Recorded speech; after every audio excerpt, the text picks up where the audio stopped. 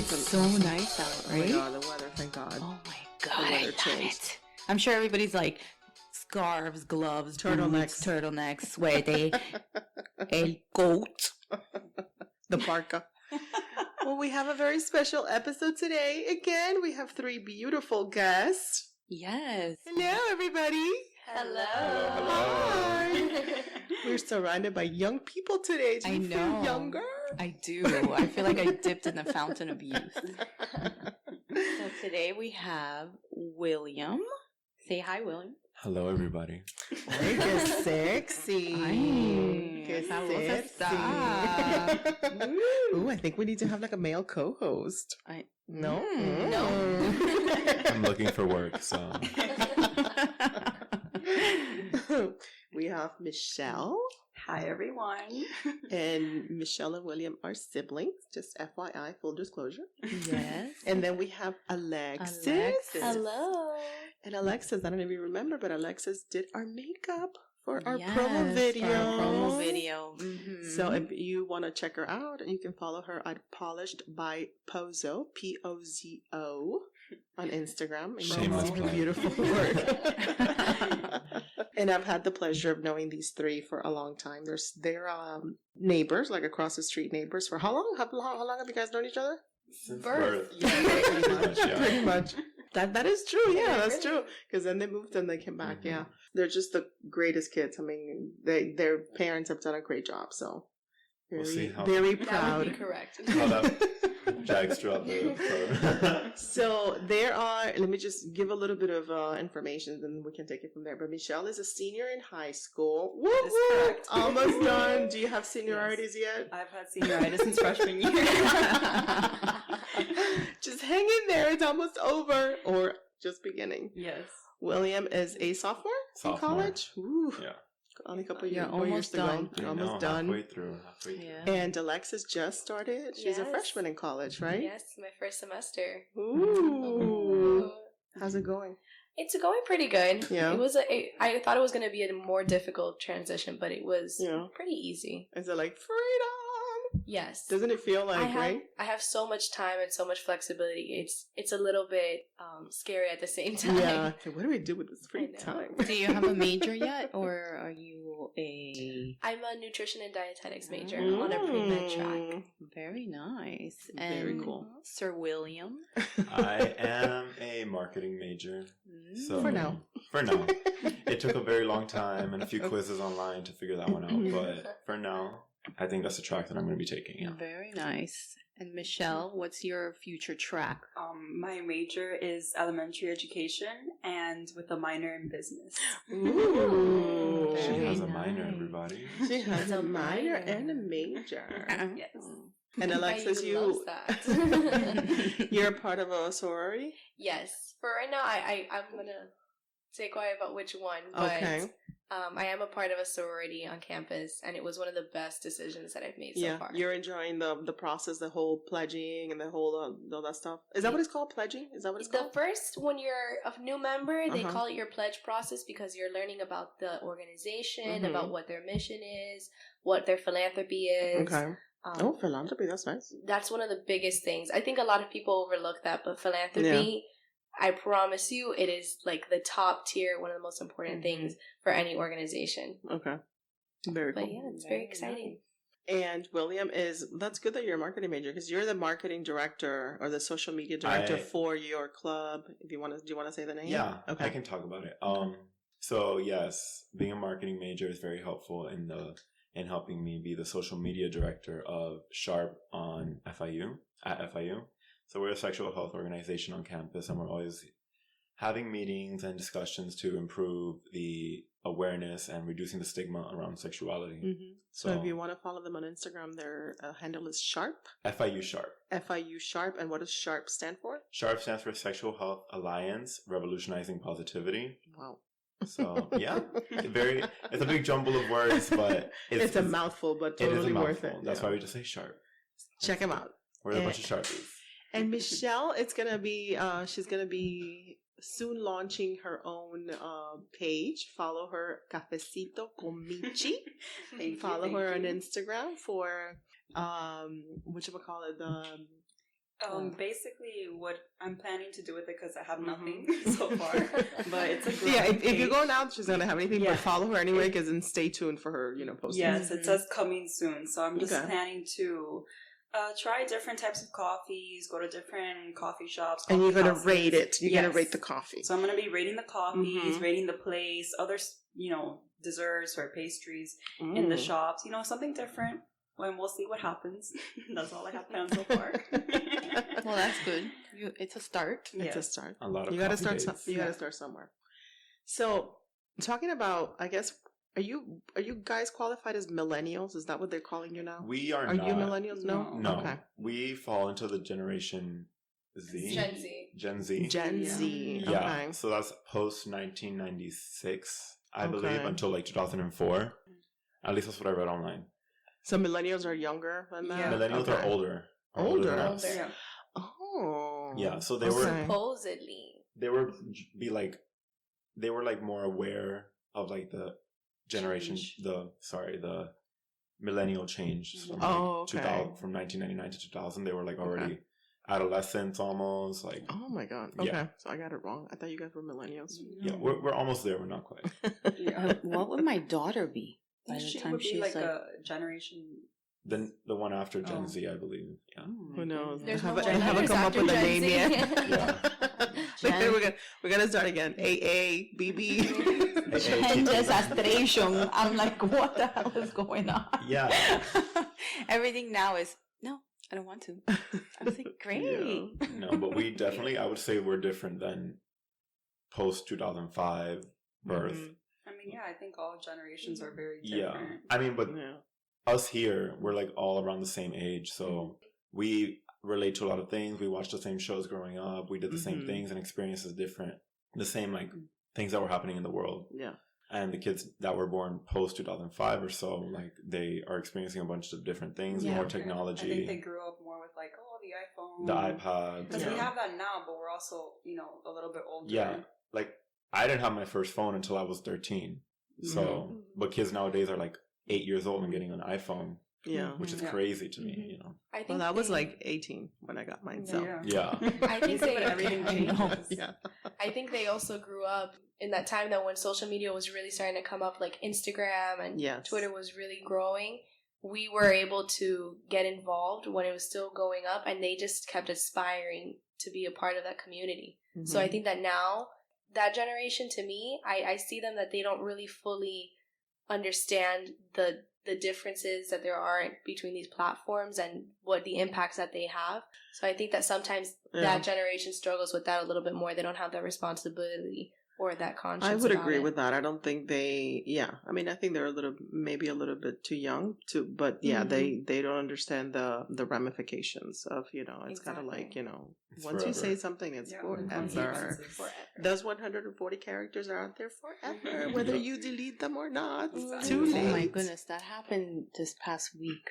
Somebody posted some inappropriate thing on Facebook, and right away they were like, "Take it down!" Like everybody was rambling, like, "Take it down, take it down." What? That doesn't get taken down, right? It does. in It it's still still exists. It's It's in the still- ether somewhere, Yeah. right? Less people will Private. see it, but it's still going to be there. Yeah. Like Being private means Scary. nothing nowadays. really, There's no such there, thing. Yeah. there is no privacy. There's no privacy. So, Michelle, and what are you in oh no, you said you're doing teaching. Yes. Okay. So I'm planning to continue, my mom's a teacher, my Mhm. grandma was a teacher, and I mean, that's my passion. That's what I love to do. Your grandmother was a teacher? Yeah, my God. No, she is a teacher. Oh, yeah. And, I mean, it's what I love to do. I love, kids and talking Mhm. to kids and hanging out with them. It's fun, and I just love being around other people. I don't think I'm the type of person to go to a job and be like in my own cubicle. Mhm. Like, I want to Okay. be surrounded by other people, Mhm. younger people. And yeah, So you don't want to be a paralegal then? No. Oh my God. Probably Run not. for your life. Are you hiring? Run for your life, Forrest. So do you guys feel, now that you're, especially you two that are like in college, do you feel like ready to like, I don't know, get out into the real world, quote unquote? Do you guys feel ready to like, No. Okay. No. Definitely not. I feel like we still have a lot of growing and learning to do, Mm-hmm. not just educationally, but in life in emotionally, general. you know, all that stuff. Okay. Like, I'm about to turn 20 Mm-hmm. in less than a month, so it's kind of like scary. Like, I'm not going to be a teenager anymore. Mm-hmm. Like, the real world is hitting. I've been working. I pay taxes now. I didn't even Mhm. know that. Well, yeah, I was gonna say you're kind of in the real world, Yeah. right? Because you guys work, Yeah. right? I Do you don't work, work. Alexis? Well, I mean, I do polish by Pozo, but right. Mm-hmm. that doesn't really. Mhm. I don't have those. It's more of a type hobby for exactly, you then. Yeah. Exactly. I don't Okay. even try to advertise it as much as I used to at Okay. this point. But if you So still don't wanna- if follow you her still- on Poly. If you still want to follow me, please do. Book her. Book her. But it's definitely a little bit different for both of us. Yeah. Okay. 'Cause Well, I- you're an only child too. I'm also an only child, so and that maybe plays that's a big little bit role. more. Yeah. Mm-hmm. I'm more. I feel like we're different in the sense that he's out and he is in the workforce. I'm trying to get involved on campus, Mm-hmm. and that's where I'm trying to find my way to serve the community. Mm-hmm. So that's really my thing. We're all very proud. We're all very proud. So, in what ways do you not feel ready? What are your worries? What are your fears? And like entering the real world, so to speak, Well, for the three of you, that's well, I feel like I don't know much about the real world, okay. and I feel like I should know more, Okay. given that I'm about to like really step Mhm. into that world of like real adulthood. I'm not a teenager. I'm not going to be able to make reckless, careless mistakes like Mhm. I have been making like my whole life, you know? Mm-hmm. So I feel like I definitely need to learn more about taxes. I need to learn more about credit cards. I need to learn more about mortgages, all that stuff, because it's gonna, yeah, like it's gonna happen eventually. It's gonna happen It's for gonna sure. happen. Yeah. Like I'm gonna be hopefully in this next decade of my life, I'm gonna be Mhm. moving out of my house. I'm gonna have to get a lease, all that stuff. Like it's a lot of stuff that I have to learn, and I Yeah. don't know about it yet. Do So- you feel that perhaps because Cuban culture, like the culture is a little bit different and a little bit more sheltering and a little bit more? Mhm. Do you feel that has helped you or hindered you Def- in like the growing up again, quote unquote, process? Well, I don't know how you ladies feel about it, but I definitely feel, By the way, this is coming from a 42-year-old that still lives at her parents. So which is perfectly okay, because your parents are absolutely lovely, and I love them. But for me, at least, like as a male in a Cuban Mhm. family, is definitely different than the female experience, and I'm sure they're going to talk about it Mhm. right after I say what I'm going to say. It's like I feel like yes, I've been sheltered. I've been very much taken care of. Like I've been under my parents' wing for Mhm. these past 20 years, and I wouldn't say it's harmed me, but it's definitely helped. It's stopped me from doing things that would probably harm me, you know? Like, so in that case, yes, I would say it, let me find the words to say. Do that- you feel like, for example, like let's say like the Anglo culture, maybe other cultures are very like 18, out of the house, Yeah. go to school, Mhm. away to college, awesome college experience, get your own Mhm. job. You only come here if, I don't know, on Thanksgiving When you call us. Yeah, You like have we to are- call first. We turned your room into a gym. Exactly, no. exactly. Do you feel like that? Like for us, for the Cuban parents, I mean, I can't speak for the other Latin culture, but Like, for the Cuban community, it's kind of like, no, he doesn't, you don't need to go away to college. I want you to stay close by. No, like, pa qué, I definitely feel like it's a different experience. I wouldn't Mhm. say it's a negative one. Mm-hmm. I feel like having your parents constantly supporting you and like being there for you, Mm-hmm. at least in my experience, and I know for the other ones here too, that they've experienced the same thing, that it's really good, Mm-hmm. but it can also be a double-edged sword because Yeah. then you don't get to experience the things such as living on your own. For example, if you were to Mhm. go away for college, like you don't get the experience of buying your own groceries, making your own food, doing your own Mhm. laundry. Like, Well, you can do your own laundry You now, could- you know. That you could. but let me tell you, You could go buy your groceries and keep them in your parents' fridge. yes, you could. Then rather than coming to my house, storming my fridge. Of course, because you have the best food and you cook delicious meals. But in my Kiss up. experience, in my experience as a male, I haven't done any of that. Like I am 19 years old and I've never done laundry, So, Ooh. okay. and I'm not proud of that. Oh, well, that's Let me- bad. I have. I'm 18 Mhm. and I have. Yeah. I've also done it like once or twice. But that's also our mother. Our mother's a very, very sweet lady who does Yes. everything for us and has always been like this like Yes. motherly figure that always wants us to have the best and the easiest life. And Mhm. Yes. No, but it's I couldn't true be more because grateful. She always tries to take everything, like, when we're trying to do something, she's like, no, let me do it, Yeah, Mom." yeah. Yeah. You but know, like I wish she would teach us, but at the same time, I'm perfectly mean- okay being on my phone on the couch and having her do the laundry. You know? So in theory, you would like to know how to do In laundry and theory. everything for now, In but when she theory. does it, it's like, it's okay. I'll Yeah. learn You eventually. can always YouTube it and I later. that's how I learn most things in my life. So, do you think that because in the Cuban culture we live this like sheltered life, right, when we're younger, does that kind of make you want to branch out on your own earlier and move out and be like, oh my Yes. God, I'm 20, I just want to move out? Yes. I definitely Yeah. feel that way because since, our parents tell us like, oh no, don't go away for college, stay here, it'll be easier, you don't have to pay for anything. After I think 4 years or how many years you're in college, you're like, okay, let's say I want to leave, I want to go on my own, I want to do my own things, get my own place, be independent because yeah, you were independent these years that you were in your house, but I don't think you felt like You weren't 100% you weren't fully independent. independent. No, yeah. No. I don't feel fully independent. You're how old again?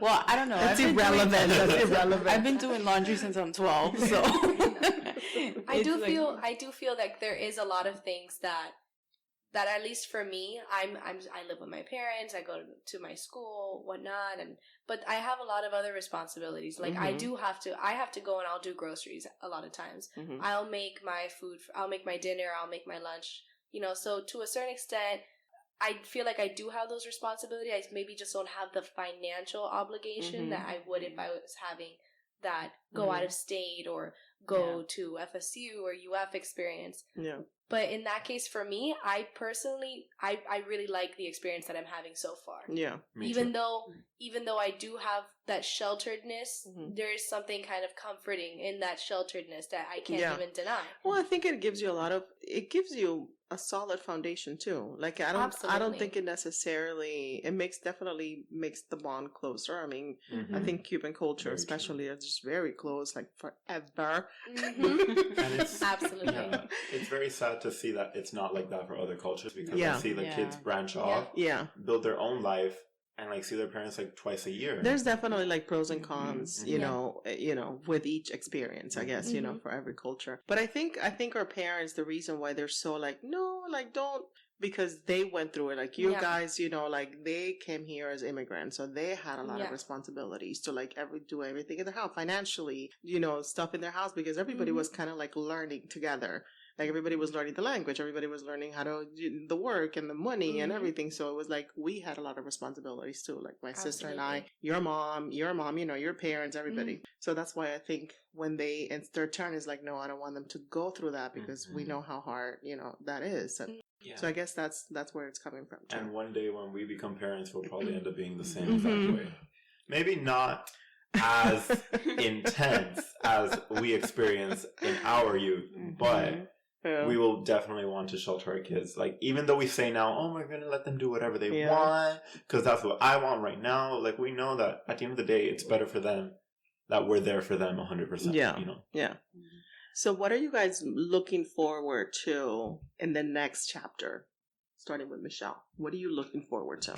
Well, in this the next chapter of the your next life? chapter of my life will be, starting college, Mhm. hopefully getting a job, and I'm really excited because, I said before, like, oh, you're not 100% independent, but you are going to gain some sort of independence, Mm-hmm. and I'm really excited because I've always felt like I've been an independent person, but I'm still, a minor. I'm not a full adult, Mm-hmm. so Are you like Brittany, not a girl, but not yet a woman type of thing? Yeah. But I'm very excited to do things on my own, be able to make my own decisions. Not always Drive, have your own Yes. car. have my own car, hopefully soon. Knock on Mommy. Mommy, if you're listening. Hint, hint, wink, wink. And do you think with this new independence that your mother primarily, because I know it's more of the mother than the Mhm, father, right? mhm. Because us moms were very overprotective. Mhm.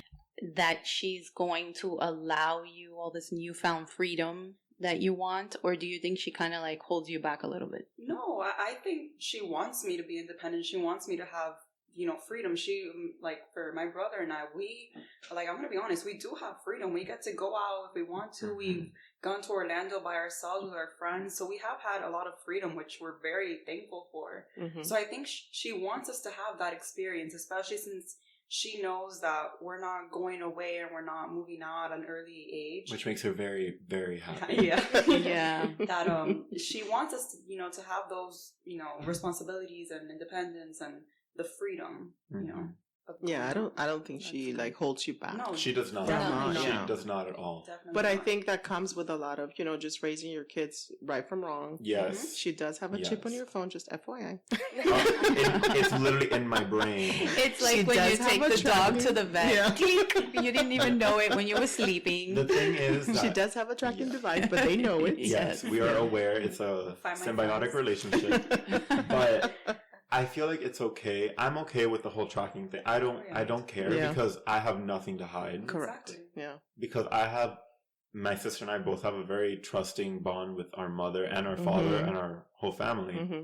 Because we have nothing to hide. We're good kids because we've been Raised like that. Properly. Yeah. So our parents have no concern that we're going to be doing any. Well, of course, every parent's going to have a concern that their kid's going to get into bad stuff, but they know deep down that we aren't the type that will get into Correct. something that Yeah. will lead us down the wrong path, you know?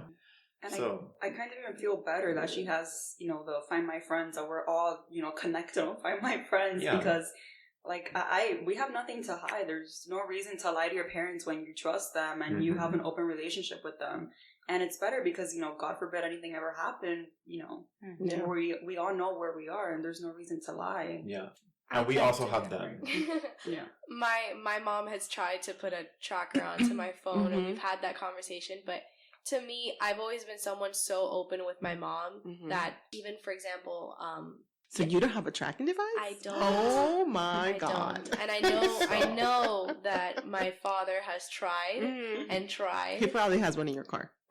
In the car, he can. Road In the track. car, absolutely. But I Uber to every other place that I go. So Oh my god. so that only has He its can track you. limitations. But with my parents, I always, if I'm gonna go out to a party or something, Mhm. I always send my mom the address, and she knows where I'm going. She knows that I'm very responsible when it comes Mhm. to that. If I'm gonna go out and I'm going to have a really good time or whatever, I'll keep her updated. hmm But then there's other circumstances where I do find that the tracking for my relationship with my parents is okay, and that's when, for example, I went to Tallahassee, and there they really, God forbid something were to happen, they were going to have Yeah. no idea where I was. hmm So you So let in- them track you. So in that case, fine, you can track me here.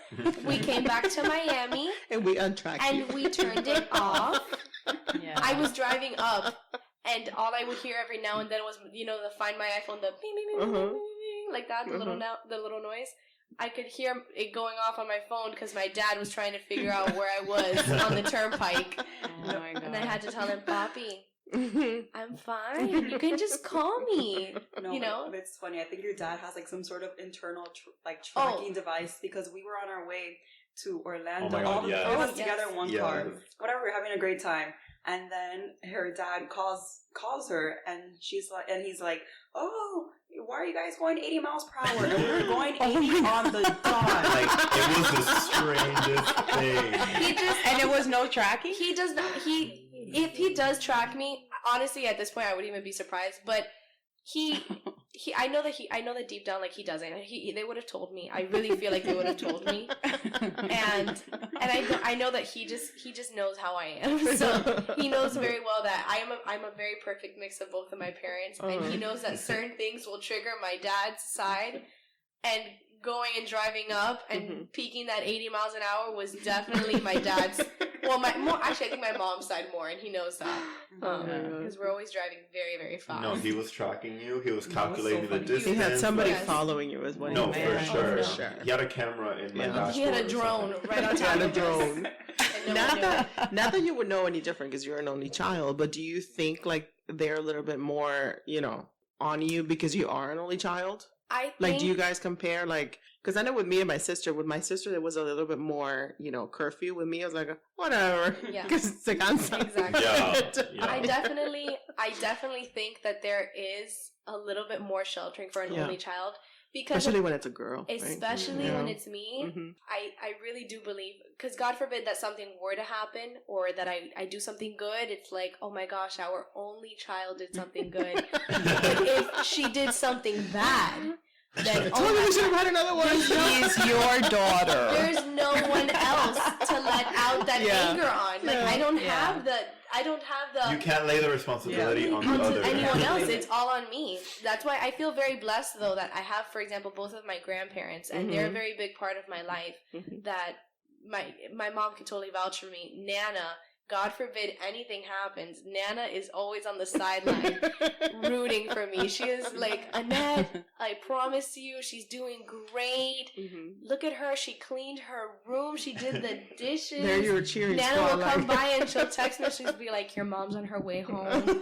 Your mom's on your way home. Please make sure the whole house is Oh clean. my So God. she's out there vouching for me because she understands. She knows that there's a lot of pressure. Yeah. But at the Mhm. same time, I wouldn't want it any other way. Yeah. You know, respectfully, I wouldn't want it any other way. I really love being the only child. Yeah. So you'll always know that you're the favorite. I am the one, the, The only. favorite. The only. The only. Yeah. For My sure. daughter's an only child.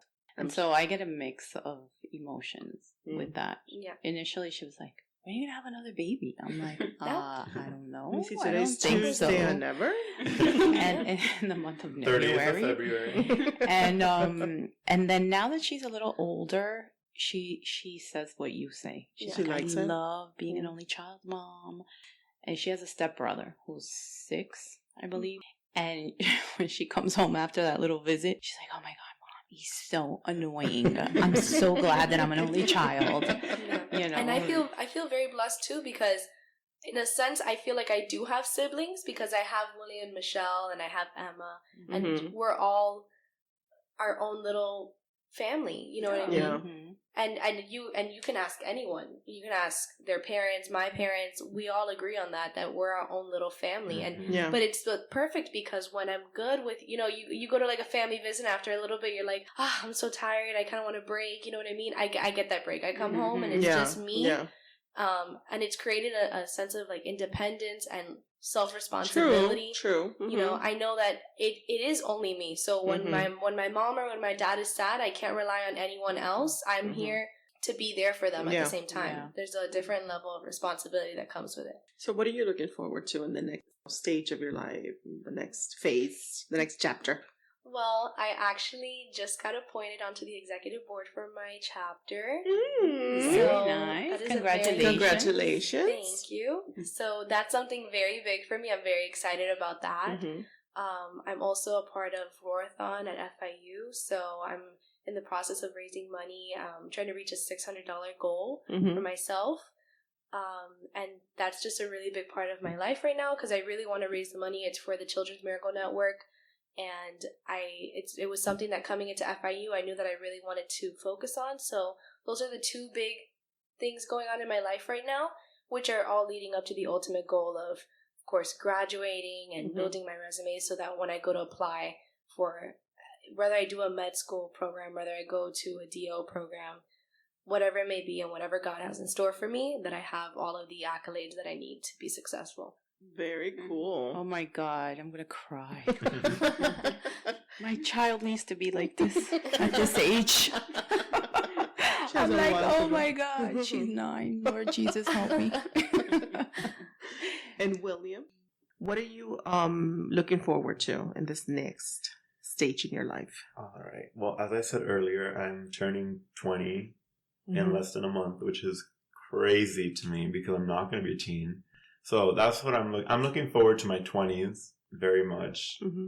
I am excited to see what I do career-wise. I would really like to do something that's not, like a typical sit-down, like my sister said, like not a typical sit-down office job, because that's not Mhm. me. Like, obviously, I'm expecting to graduate in 2021 or 2022, hopefully, and I want to just see where life takes me from there. But I'm going to do a lot of traveling in my 20s, Mm-hmm. hopefully move out of the house, hopefully start my own my own thing, you know, Mhm. separate from my parents, separate from anybody, just like for me. But unlike these two, I'm not too sure where I'm heading, but I'm figuring it out. Every day I'm trying to like figure it out. Do you think you'd want to move to New York? Oh, definitely. New York or LA Yeah. is my I highly dream. recommend New York, but I'm biased. I'm from there. I definitely love it. agree. My goal, like one of my goals in life, besides like traveling the whole world 17 times, I want to have a house in LA, a house in New York, and a house in Miami. Very nice. So- We got to stay So do friends I. with these. We And gotta stay Michelle friends. and I are So- going to have our respective rooms at these Respective. houses. Respective. Yes. With the ocean view in the Malibu suite. And the Very private nice. jet to take us there The whenever private- we want. I like it. I like it. Positive energy. Dream big. Yeah. I like it. That's essentially what I want to do. I don't know where I'm going to get the money from, but I'm going to figure that out eventually. So Good. I like it. Talking about a little bit, backtracking about the topic, the subjects and stuff in school. What do you wish? Because you say you don't feel prepared, like Mhm. mortgage and finances and credit cards. Like, what do you wish?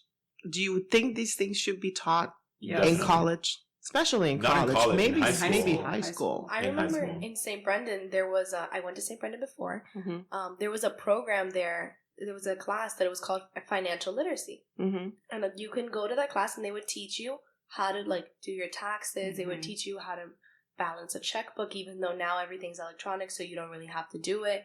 But they would teach you all these lessons so that you were financially literate. You Mhm. knew what to do come that time. So I feel I never took the class Mm-hmm. because it didn't fit my schedule at the time. It wasn't a requirement. I could take it as an elective, but I'm pre-med and I was very focused on the medical Mhm. sciences, so I just Yeah. wanted to take other electives. I just decided not to take that class, and I also felt very comfortable.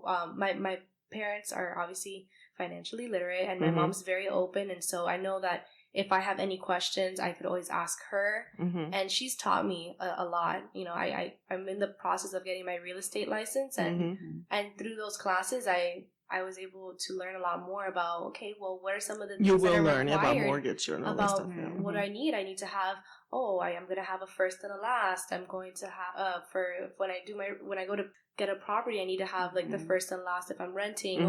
or I need to have a job for this much time, so that I need to have these certain Mhm. qualifications. You need to have good credit. I have to have good credit. Mhm. You know, those are some of the things. Don't spend more than you can afford. Exactly. Yes. Basic. Don't get a credit card with Don't get a credit card. high When they send limit. you, hey, you just reached a new limit. Yeah. Don't go for it. No. That's when you cancel the credit That's card. when you say, all right, let's go for another one. That's when you say abort, danger, danger, walk away. Mm-hmm. learning that the hard way.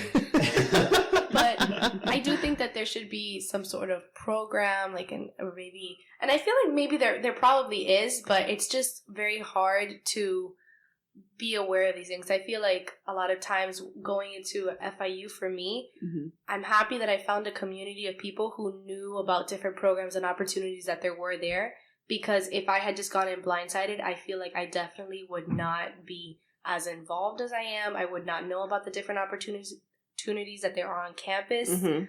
And I feel like maybe there is a program like that. And if there isn't, then no one started it. There's Everyone has def- the same program, but nobody the same I problem. think but there nobody- should be. I There's think it should be definitely- instead of an elective, it should be a required class. Mhm. Because I mean that's a big thing that I mean as an adult you use math every single day. I don't You know.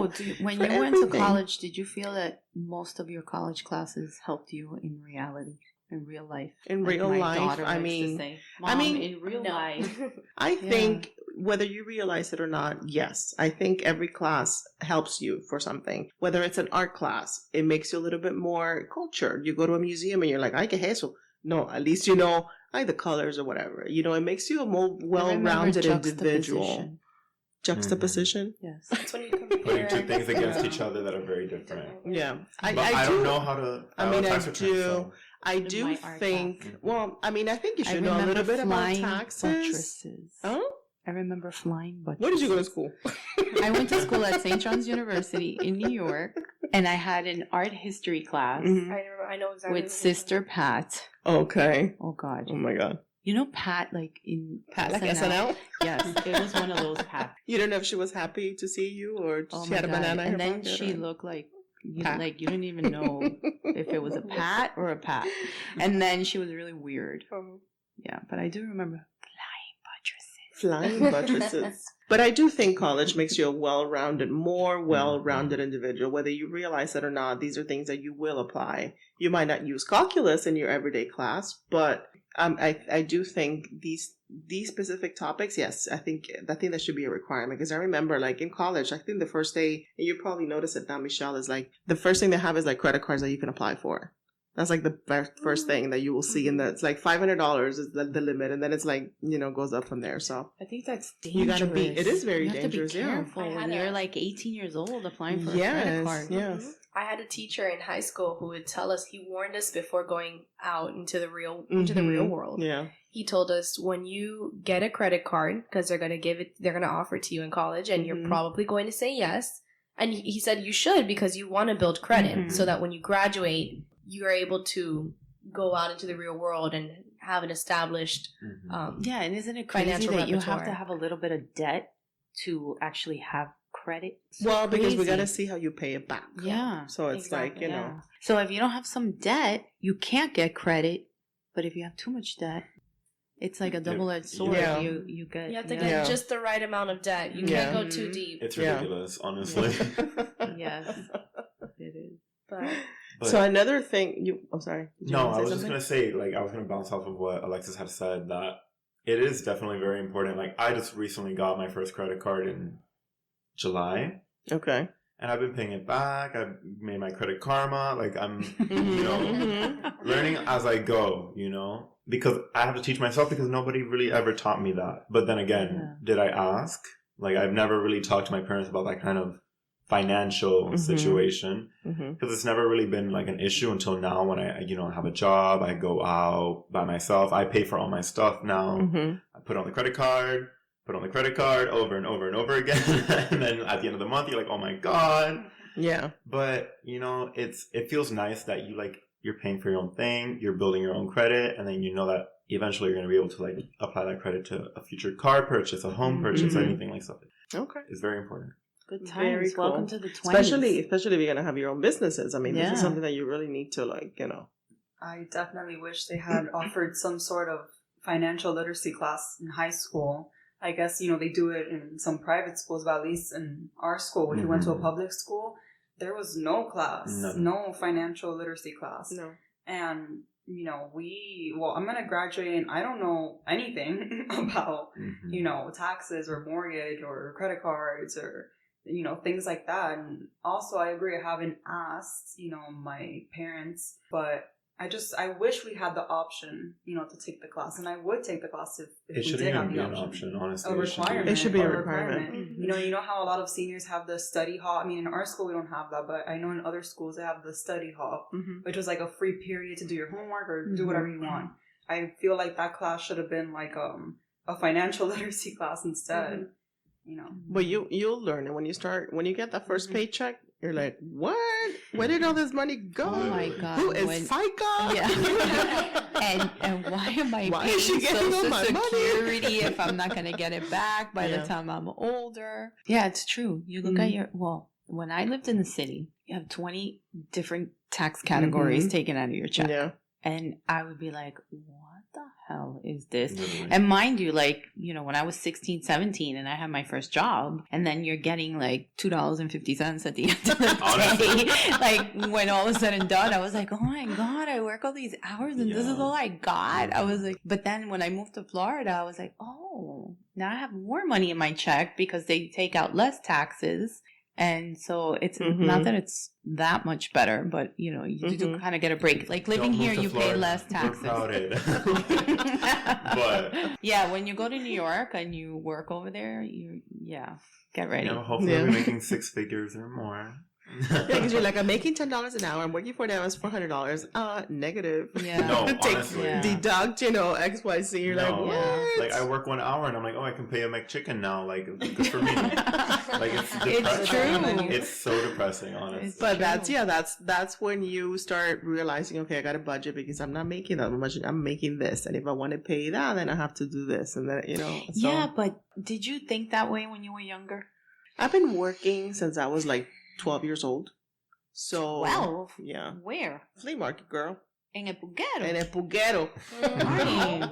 It sounds like child So, slave labor. well, or that's- something. this That's is- what it was. this How much is did they what- pay you an hour? This is what immigrants like first generation. We're like everybody worked in the family, like And we all this was did. here in Miami. In Yeah. Hialeah. Oh, Opaloca, Hialeah.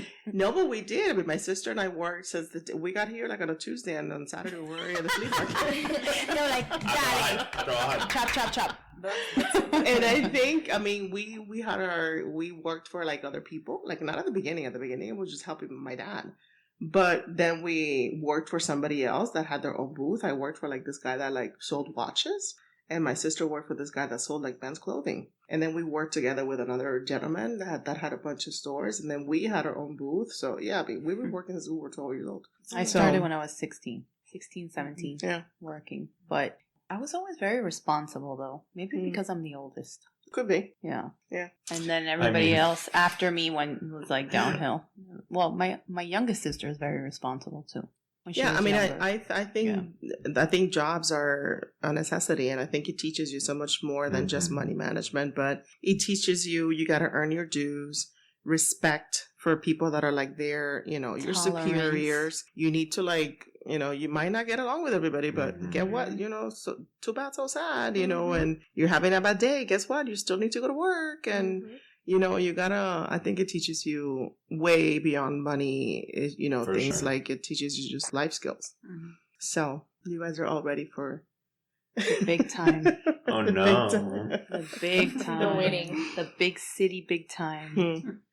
So Oh. what do you guys feel? I think one of the big issues when I was in school, the big thing was like peer pressure. That was like the thing I that didn't feel peer pressure. no, I didn't feel it, but it was like the topic of, and now I think it's like been like bullying. Like I think Yeah. we switched to like bullying. Do you guys have experienced any of that? Maybe not so much in college. I think when you're like in college, you kind of leave. I mean, hopefully. Well, I would like to know what is different in your younger age range. Not now that your guys are in college and you're almost going to college, but when you were younger and you were in middle school or elementary school, what was that like? And what do you think has changed in society or in your children in general? I just think, When you're in school that you have all these issues now. I just think kids are mean nowadays. They are. Well, they've always been mean. But like it's but- like They're I worse. think it's grown with like the growth of social media Mhm. and phones, smartphones, being able to text each other, and I think those factors have been what have grown the amount of bullying that happens nowadays, Definitely. especially in elementary schools and middle schools, Mhm. even more so I think than high schools. Middle school is Yeah. a prime time that people Mhm. get bullied. And Yeah. at least I saw it all the time. I even experienced it, people just saying things to you that for no reason. Yeah. Mhm. No. Yeah, I think in middle school you're kind of like first just starting to realize who you are or trying to Mhm. figure out who you are, and it's such a huge transition. Hormones are raging. I think I heard sometime like this interview or something, and it was like, what was the hardest job ever? Like, what is considered the hardest job? And it was middle school teacher. That was the hardest job ever. Not not a doctor, not a No. neurosurgeon, nothing. It was like Yeah. middle school teacher. I think that there's probably an equal amount of bullying as there was in your generation Mm-hmm. and in mine. I just think that now in my generation, something that's a lot more vocalized, and it's because your generation went through it, and like we talked about earlier, that our parents went through all these struggles, and that they don't want us to go through it. I feel like your generation said, we don't want this generation to go through what we went through with different people bullying you, or that you feeling ostracized from a community. And I think that I think that bullying happens from It's from always the been youngest there. from the youngest age, and I Oh, think that yeah. it can even happen up to like your age, or even Mhm. Oh, a bit yeah. further than that. It Mhm. happens when you're in the workplace Yeah. and you see that there's a whole community formed in your job, Yeah. and you're just gonna have to sit there in your cubicle. You know what I mean? This is what we call las brujas. And Las it brujas doesn't. chismosas.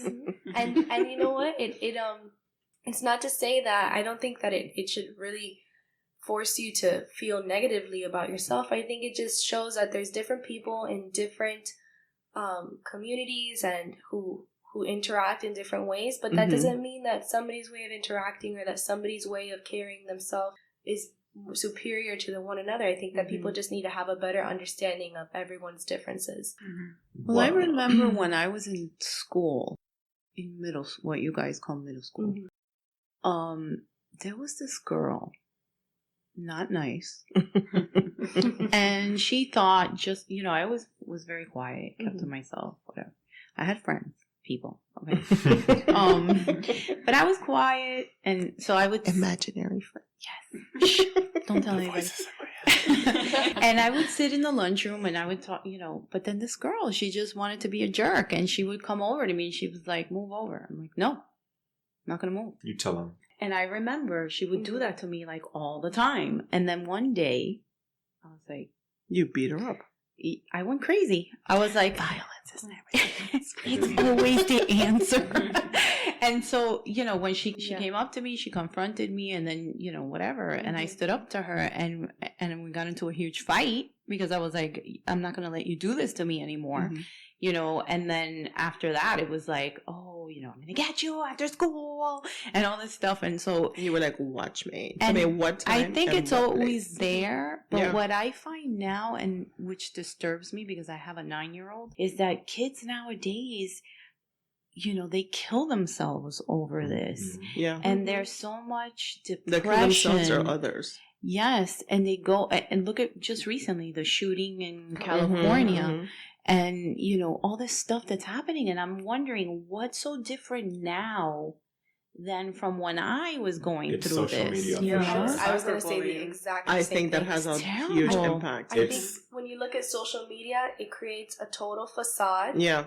And I can tell you from my experience, I have absolutely looked at somebody's pictures and you think that someone is really living that life, and they're not. Mhm. And they're not. And so what they're really living is a life very similar to yours, Mhm. or maybe it isn't, but it doesn't mean that your life is worth nothing because you don't have that image. If anything, you have your own image, and there's other people who are looking up to and trying to be like you, or they're trying to be like someone else. It doesn't matter. Just like really, you're good as you. Yeah. You're here because you have a purpose and you have some sort of individuality, Mhm. and that's what the universe is trying to put out there. And Yeah. and it's so much easier to sit at home and look at your phone and see everybody's life or It's the very life that easy they're to trying to live, to compare Yeah. yourself to to compare others. yourself to others, Mhm. and then for them not to know because you're not having that in person Yeah. confrontation and actually looking at this person saying, oh no, they're not, or actually talking to them about their life, Mhm. because you're just you're thinking that they're in a total other part, that a total other level that you could never really relate to or connect to. Or probably don't even want to. You Or just that you see just- a or maybe you picture don't and you're want to. like, And oh, you I want decide that to- life, but whatever. And like, because they have that life and you don't have it, or because you have that life and someone else doesn't, then they feel that it's very easy to attack you, yeah. because they can just talk about you behind your back, or send that picture, that post or something to your friends, or they can make that comment to someone else, and now somebody else has that seed's been planted in their head about who you are, and people just don't want to sit down and talk about themselves and what they're going through anymore. They just want to live through the image Yeah, that they have on yeah. these platforms. I mean, when we were growing up, I guess it was the whole drug thing, say no to drugs thing, right? Mhm. Like that was Mhm. like the big campaign. I swear to God, I never saw anybody dealing drugs, doing drugs in my high school or either. middle school.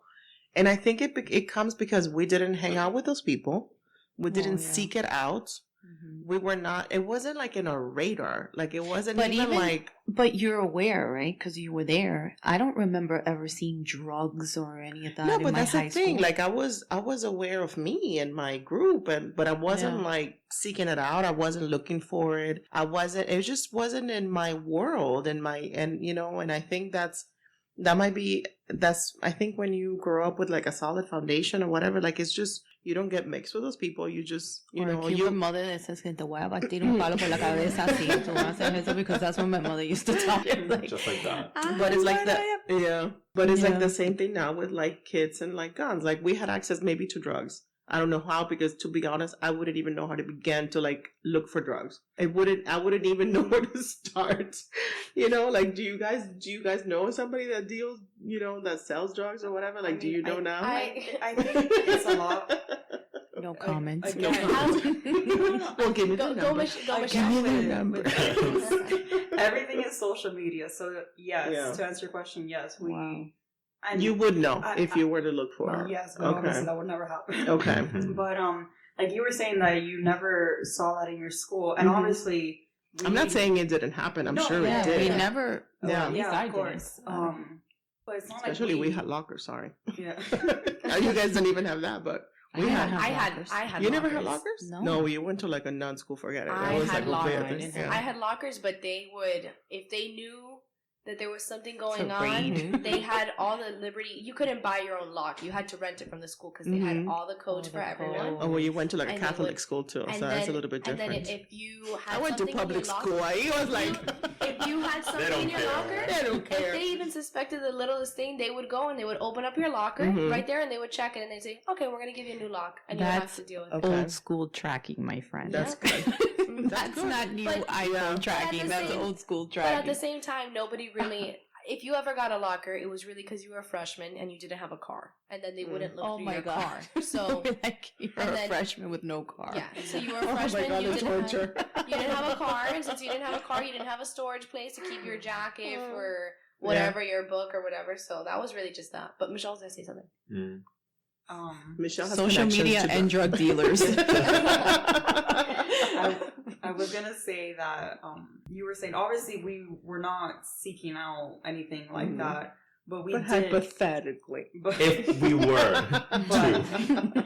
but we did. I mean, it was. I think a lot of people were aware of who was doing this and who was selling that and where you could find it because people talk and you hear things, but yeah, and especially on social media, everything's social media now. But Yeah. a lot of people are like, oh, hit me up for this and that, and they post it, Oh, freely. yeah. Freely. Like, Yeah. oh, DM One me of my- 40 for this, and I'm like, One of Yeah. my Oh my ex boyfriends, he actually got caught like in these Transactions. yeah, Yeah. these transactions because he would just go to like a Starbucks like close to school and he would just Oh my stand there and God. he would put Oh, it on his wow. story and he would say, "Hey guys, I'm gonna be here." That's insane. And unfortunately, it got him in trouble, and there were consequences to that. He just, at heart, he's a really great person, but it was just a dumb decision, And Yeah. And that's why he's your ex-boyfriend. and that's Mhm. why. So Very essentially- good I- decision. it was a good decision. Social media is the devil. Yes. And that is it. Yeah, but that's So- that's a big difference from where we were growing up to now. It's true. It's all about seeking validation from Yes. people that you don't even know, strangers.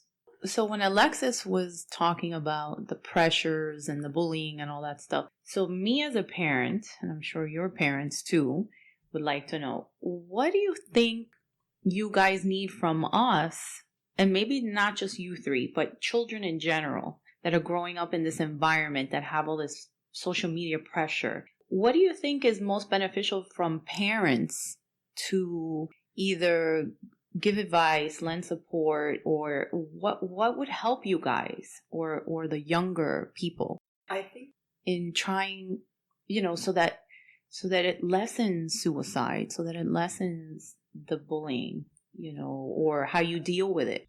I think definitely, parents should be open and talk to their kids about it because there's a lot of parents that don't even mention it to their kids. It's like, oh, it doesn't exist. like, don't go near it, or we're not going to talk about it. And that's wrong. You should talk about it, because then your kids are going to be uninformed and they're going to want to explore that and, you know, try those different types of drugs or whatever it is. Yeah.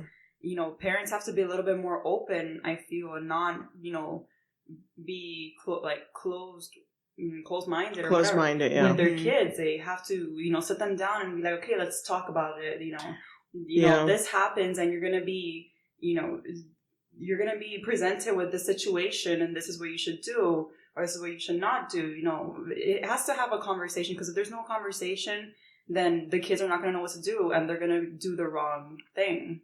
Well, it just boggles my mind, like these kids that go and shoot up a school, and then the parents have no clue. It's like, Mhm. I don't understand that. I don't understand how, number one, why is your kid, I personally don't think that maybe 18 is a little bit too much, but like 15, 16, I mean, under that, you should not have social media.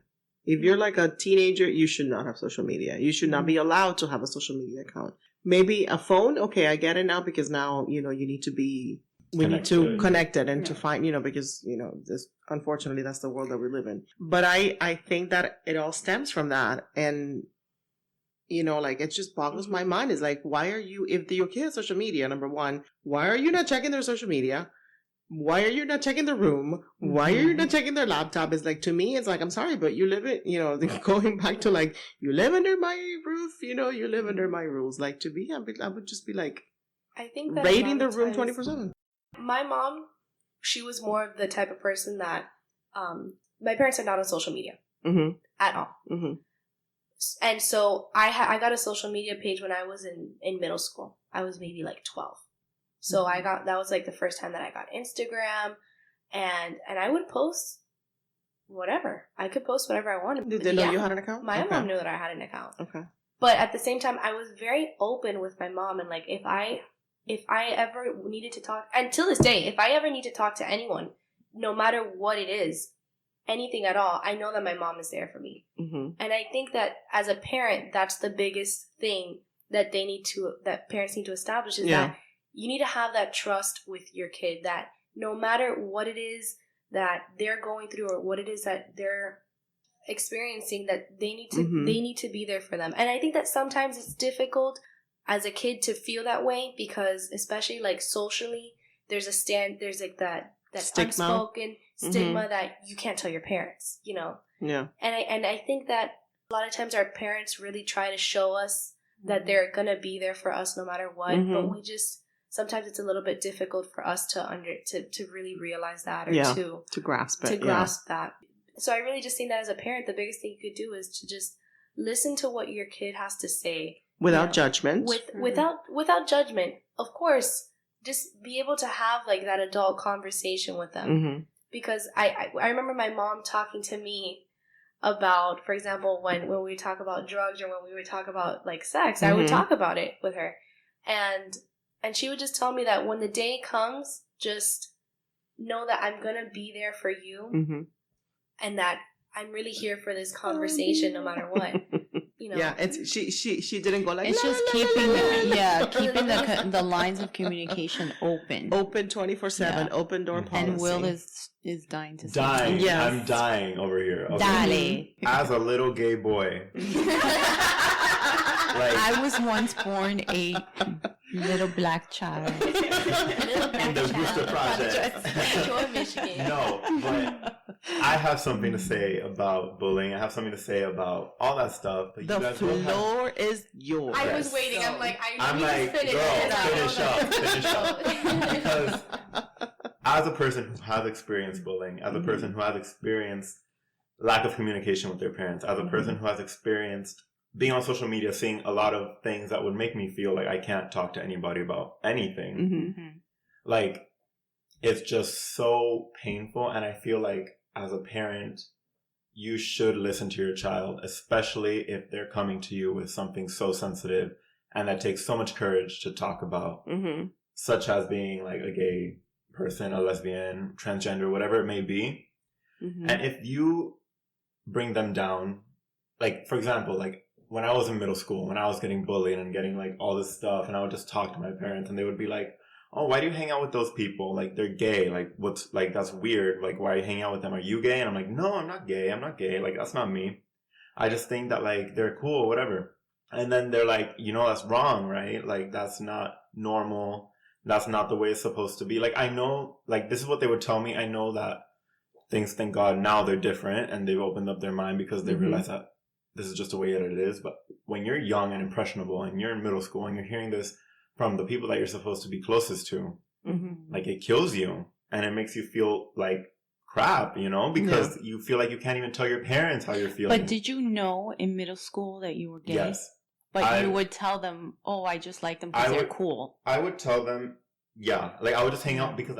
So, I would basically...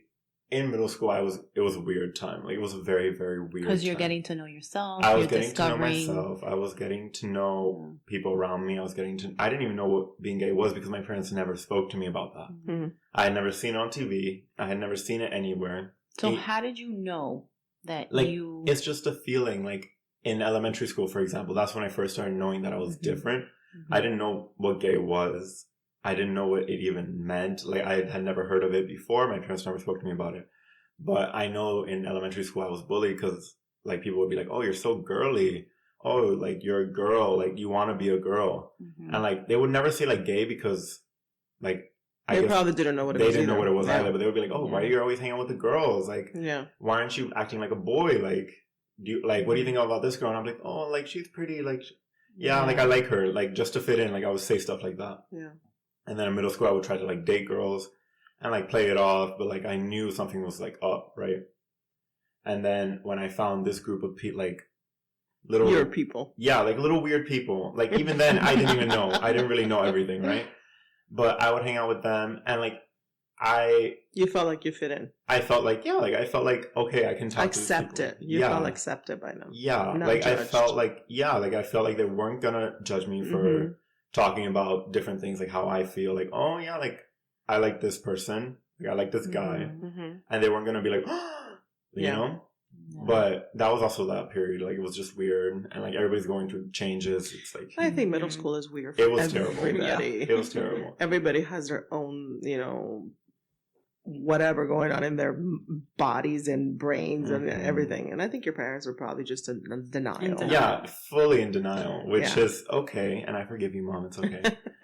Mom. Like, very private. To answer the question that you put up, like, what parents should do with their kids is be open to whatever they're going to say. You need to be open. You need to accept your kid. And at the end of the day, they will accept you and they will love you. Yeah. So hopefully, because there's a lot. Yeah. Hopefully, because there's definitely it's another a lot of pressure. Yeah, but there's definitely, you know, another side of the coin that, you know, kids don't experience acceptance and, you know, they might never, you know. And then sometimes you got to find your own family and your own. Find your community. Yeah.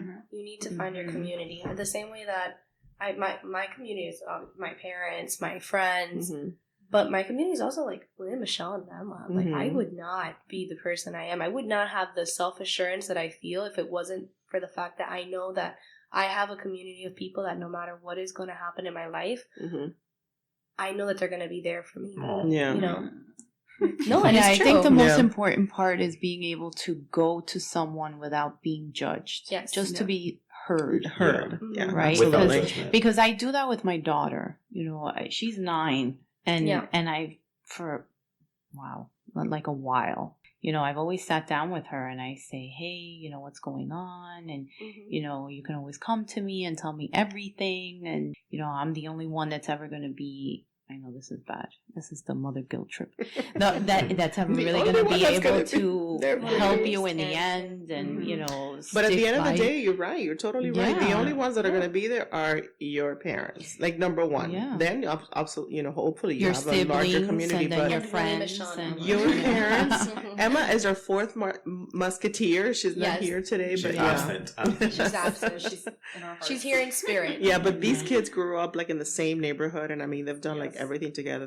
They've grown up together, and I think that's key. That's, you know, to have like a close knit, you know, group of people that. And And my parents, and I think that your parents understood that. Mhm. They Yeah. understood how important Because they grew up They- with Yeah. that. they grew up with that, and they grew up knowing, and we grew up knowing that we this is our community. These are Yeah. our people. You know, our parents knew that. So, for example, my parents, maybe we had the financial capability of moving to a nicer house or moving out of this community and moving into another one, but they Mhm. knew that this is so important to me And so rare and, and so so special. so rare and special Yeah. that it was never a question we could not move because this is the community that is so important to me. Yeah. Does anybody have a It's- tissue?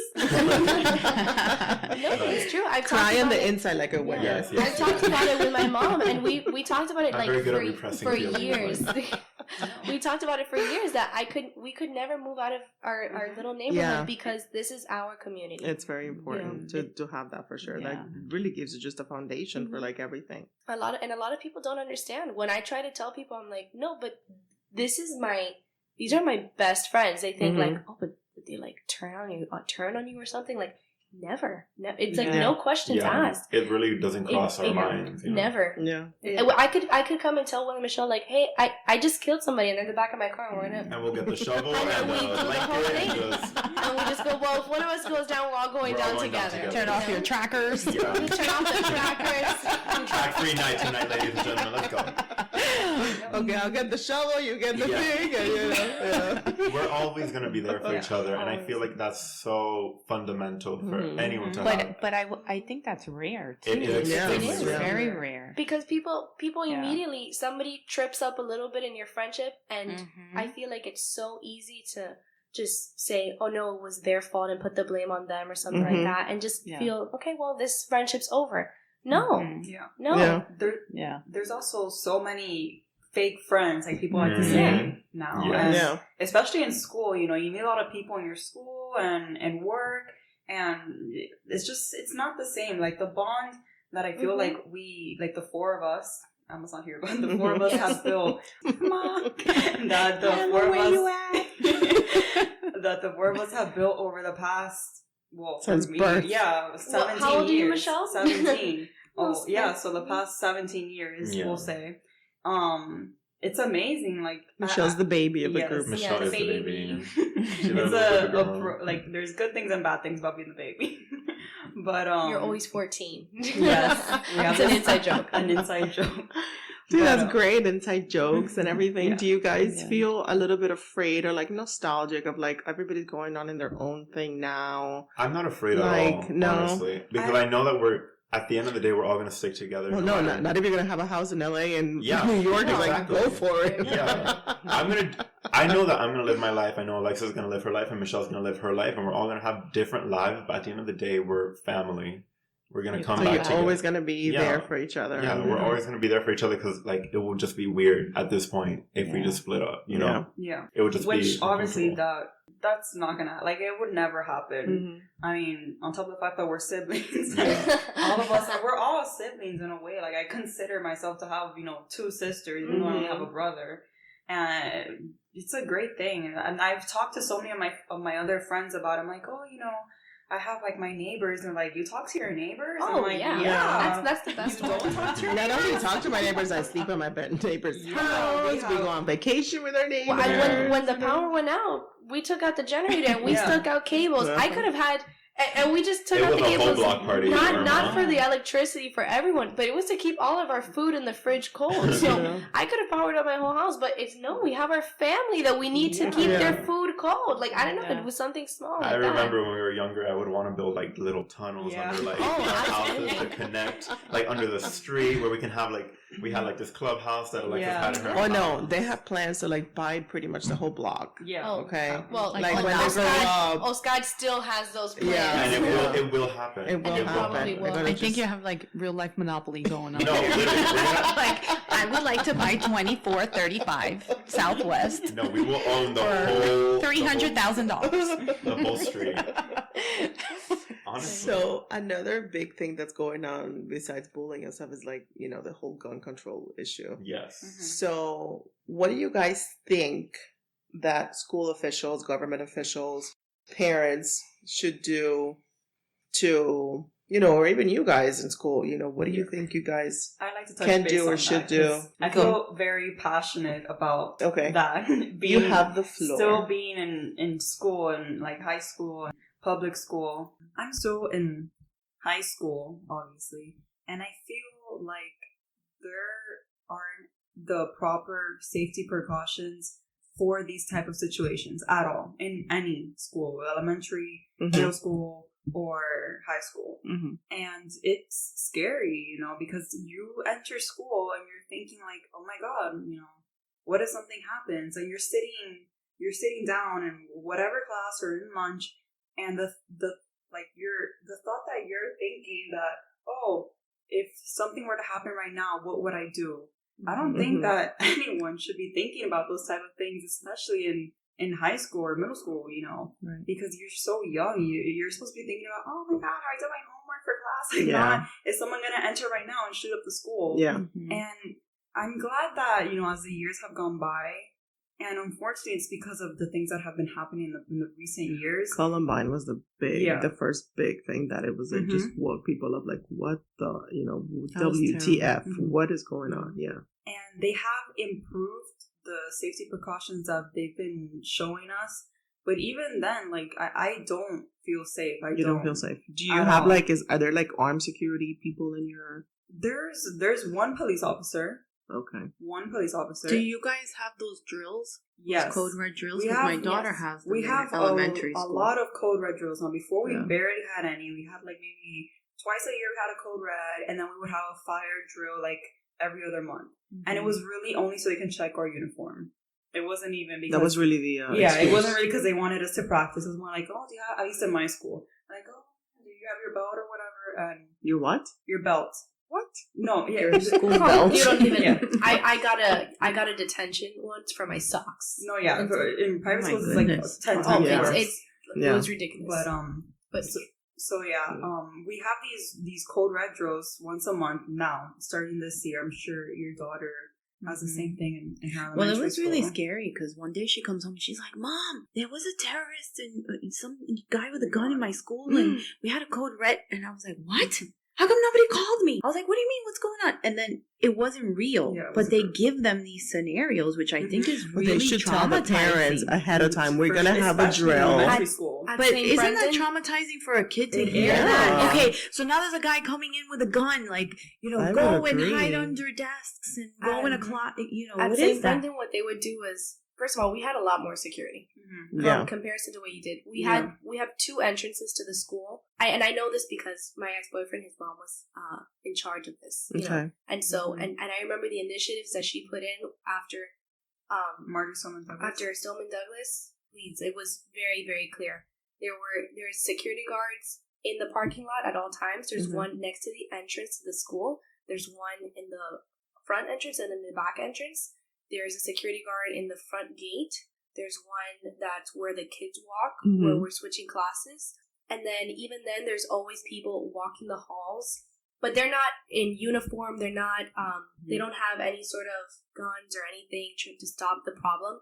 But there are security guards there in place so that, God forbid, something were to happen, Mm-hmm. the officers are. It depends on the day, because sometimes there are officers on campus. I But don't that's remember private distinctly. school, Mhm. right? Yeah, this is a private school. When in lunch, there was an officer in our cafeteria, A police Mhm. officer? a police Or- officer or- with a gun, Okay. because we had 3 lunches.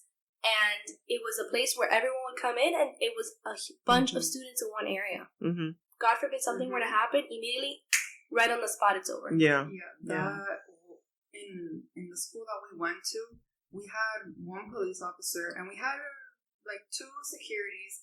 But at the same time, this was like una viejita, and the other I one was was like a gonna gordito. say Like, what that. is he gonna do? Yeah, I was What gonna is he gonna say- do? Like he's Yeah. gonna eat the Yeah. person. No. right? When Alexis was talking about security, that came to mind. Exactly. Because, and no offense to anybody, because I know everybody needs to work and what Yeah. have you, but I think if you're putting someone in a position to secure an area and lives, Mhm. first of all, they have to know what they're doing. Number one, they have to be properly trained. You can't be like decrepit with a big Yeah. fat stomach. Or even younger with a big fat stomach. You can't even run to save your own life. Mhm. And then, like you said, a little old lady. Yeah, what is no. that? That's not security. Everyone on the campus, there were people who were, of course, older, and they Yeah. were in golf carts, you know, but they had a walkie-talkie on them that the person in charge Mhm. of the entire school's safety had on them. And God forbid something were to happen, there were cameras at all times in all of Mhm. these areas. The walkie-talkies would go off if something was off. And on top of this, where my school was located was St. Brennan, Columbus, and then an elementary, like a K through 8, other private school. Mhm. So there were 3 schools there. So there was always officers nearby. And I'll be honest, we went through a lot of drills, and God forbid that something were to happen, I felt prepared. I personally felt prepared because I knew that there were so many officers and people on You campus. felt safe? I felt safe, and me still thinking about, I'm here at lunch, what if something were to happen, are 2 different things. Yeah. Because I felt safe, but I was still Yeah. had the subconscious, You were on alert. yes. Or like, if I see Like- something, or, let me, We would Yeah. have, for example, we would go to mass, Mhm. right, on Wednesdays or Thursdays, I Mhm. don't remember now. On Wednesdays, and we would go to mass in the gym, and that was one of the scenarios, for example, that there I didn't know because it was everyone in one area, and I just thought, what if somebody put something like in the locker room? What if somebody put something there? Yeah. And then they came out. That was the only thing that there for me was a little bit more challenging, but outside of that, I always had the precaution, but I felt safe. I think I did feel safe, or I was like, okay, like I guess we've done the proper drills until this one day. This was last year, so you had already graduated, and we were in lunch. This was a drill, but no teacher was aware of this. Only the principal and the security guards, and obviously the people in the office. And all of a sudden, I'm sitting in lunch. I'm talking to my friends. And the security guard, the guy, the fat one, he starts screaming. He's like, "Everyone, run! This and that. Like, it's a code red." And with the little, like, I don't know what that's called, to make his voice louder. Oh, like The a megaphone amplifier. kind of thing? Yeah, like the Megaphone. horn, the megaphone. And we were like, I was with my boyfriend, and we were like, what? So we ran. People were crying. Like the freshmen, they didn't know what to do. Like, this was their first year. They was like, oh my God, what's happening? So we ran to the gym, which it wasn't lunch, and we sit closer to the front of the school. So we're like, we have to get out of here. So we went to the back of the school, which is where the gym was. And there was a bunch of kids entering and whatever. So we were there for like 10 minutes, and they're like, oh, okay, now you can go back. And we kind of figured out that it was a drill because the vice principal was in there, and he was like, oh, everyone come down the way, it's just a drill. Oh my goodness. But they didn't say Terrible. that. Like, No. and how can you do that, especially to like these kids that they just entered high school? You're freaking them out. And the other thing that happened was a lot of kids ran to the cafeteria in the stage, and people were hiding behind curtains. You think a curtain's gonna protect you if this was a real thing? And that also then scared the administration. They're like, these kids, that's when you realize you're not prepared. You Right. don't know what to do. As many drills and all these things that you do in school, you don't know what you're gonna do when it's Right, happening. because the Yeah. panic sets in, the fear Yeah. sets in, and you don't know, everybody's running all over the place. There's Mhm. chaos. Yeah, it's. Do you feel that's why scary. they did it unannounced? to see I do where. feel that's Mhm. why they did it. Okay. They wanted to see what would happen. No, I in kind of that like this is what situation, we need to work which on, because we got to it's- tell kids not to hide behind curtains. It's a good thing and a bad Basically. thing, but I think it was more of a bad thing because Definitely. people were freaking out. The Traumatized. teachers didn't even know what was Yeah. happening until Mhm. they checked their email. But Yeah. you can't. Not even the police officer was aware of this, Wow. and That's an issue. That's weird. That was something That's- else. That was my yeah. principal got in a lot of trouble for That's that. not smart. And yeah. that obviously has never happened again, Yeah. thank God. But, that was a huge deal that happened last year. And then they never did that again. We never had another surprise. It was always Yeah. like, okay, guys, we're going to have, if your teacher could inform you or not. But when they come on the speaker, they say, okay, this is a code red drill. Yeah. It's a drill. So just And go yeah. to your corner. Because now we have Maybe these that's smart what corners. happened to my daughter, and she came and she It- thought that it it was might like be one- 'cause There's yeah. some schools that literally use like blanks Like Oh, actual yeah. guns with blanks. No, they've done that my in schools. They God. wanted to do Are it you kidding? one time That a they year. That they would bring like the, I don't know what they're called, what you said. Like blanks. They would literally Blanks. be walking up and down the hall with a gun. Yeah, and they would make the noises so that you would react and Like see some what you're schools going to do that. I've read Yeah. about it online, and I'm like, Oh what? That is the my most Yeah, it's a traumatizing thing. thing that you can do. And people would be like screaming in the halls, like the security would act like they were, the shooter. It's Oh, ridiculous. wow. They did drills, but they would tell us every time that we Yeah. did a drill. They would tell Of us, course. especially since and every time that we did after Bargerstorm and Douglas, every time that we were going to have a fire drill, they would tell us. Mhm. They said, "We're going to have a fire drill in the next 10 minutes." I think that was more because coming up with something so like tragic, like you Mhm. can, And that's- That's so close to home too. yeah. And Mhm. we had, for example, when we would do a drill, we would sit down in the classroom, let's say, and we would move to one area Mhm. and whatnot. And maybe there would be one of those same like viejitos there. He would walk through the halls and maybe he would like knock on the windows, or like on the doors and try to scare us a little bit. But it was never to that extent. Yeah, no, that was Never. the most extreme. Never. But obviously that's never happened again. But I wanted to answer one of the questions that you had asked about what you think they should do. And School I officials, government officials, Yeah. parents, I students. definitely feel like they should add Metal the detectors. metal detectors Yeah. in schools. I don't think there's any I problem. No one agree. should be complaining because I mean, we have them in Yeah. airports, for God's yeah, sakes. We should have them in schools. exactly. I like the fact that there's no Yeah. locker, so that eliminates an area where you can hide potential, Yeah. harmful things. Yeah. But I think the next thing is either metal detectors or like no book bags, or like you can't carry. Oh, or yeah. the see-through book bags that I think Or a the lot of see-through schools book bags, have yeah. now. Like they have Yeah. at Macy's for Mhm. people We that have work at there. St. Brendan, for example, Mhm. they had iPads. So when I think about the metal detectors, that would be like every day everyone would have to take out their iPad and go through. And I just don't understand how the efficiency with trying to get everyone into the school to go through a metal detector. That was the biggest. I mean, I'd rather go through a metal detector Than than get get shot. shot, you yeah. know? Yeah. I mean, So- It's just like the airport. You have to take your laptop out of Exactly. your bag. Your and you have ID. to put it. and it can Yeah. be very efficient if there's like let's say The like proper measures are 4 put in security place. guards, 4 or 3 metal Limit the detectors. access to the Mhm. school, like the entrances. Yeah. Okay, Yeah, instead of that's 5, another. 2 entrances. That's another issue Let's that I've have- had. yeah. No, I remember when I was in school and they had so many open doorways, Mhm. and I'm thinking, why? Mhm. Because heaven forbid there's a fire, right? Because I wasn't thinking of shootings when I Yeah. was in school, Mhm. but if a fire happens, but then you can get out, but you can't come in. So if there's an emergency and you go through the emergency doors and you can open it when there's an emergency because there's bells ringing, what have you, alarms, but limit the access Mhm. to get in. Yeah, for sure. That Yeah. I totally agree with that.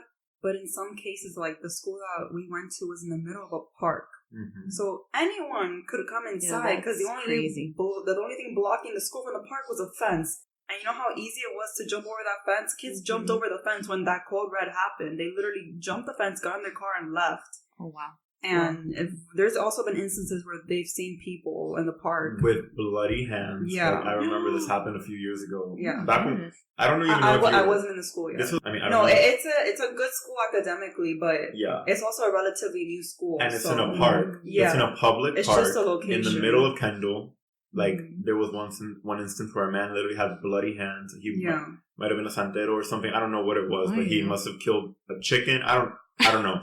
But he had bloody hands and a knife in his hand. Oh, my And then the goodness. security card was like code red. Like, it was a whole fiasco. My And then the year goodness. after that, we had another real code red. We had a real code red, or more. That's the other thing. They like to call it a code red when it's not really a code red. Because a code red is when someone's in the school. No one was inside the school, but someone was coming to the school because there's an instant that this kid, his dad, they had issues in the family. He had killed the mother and the other child the same day, and he was gonna come pick up the son from school. Oh, I But the remember police, that. yeah, I the remember police that, already yeah. got informed, so Mhm. everything was fine, thank God. It was terrifying. But that was Yeah. a real code red, and I remember that day. I was a freshman, and I was in the bathroom, and it was right after lunch. And the security guard, the old lady, comes in, and she's like, "Guys, get out of the bathroom, please go to your class. There's a code red. There's something there." I don't think she said code red. She said there was a like something was happening to get to class as soon as Yeah. possible.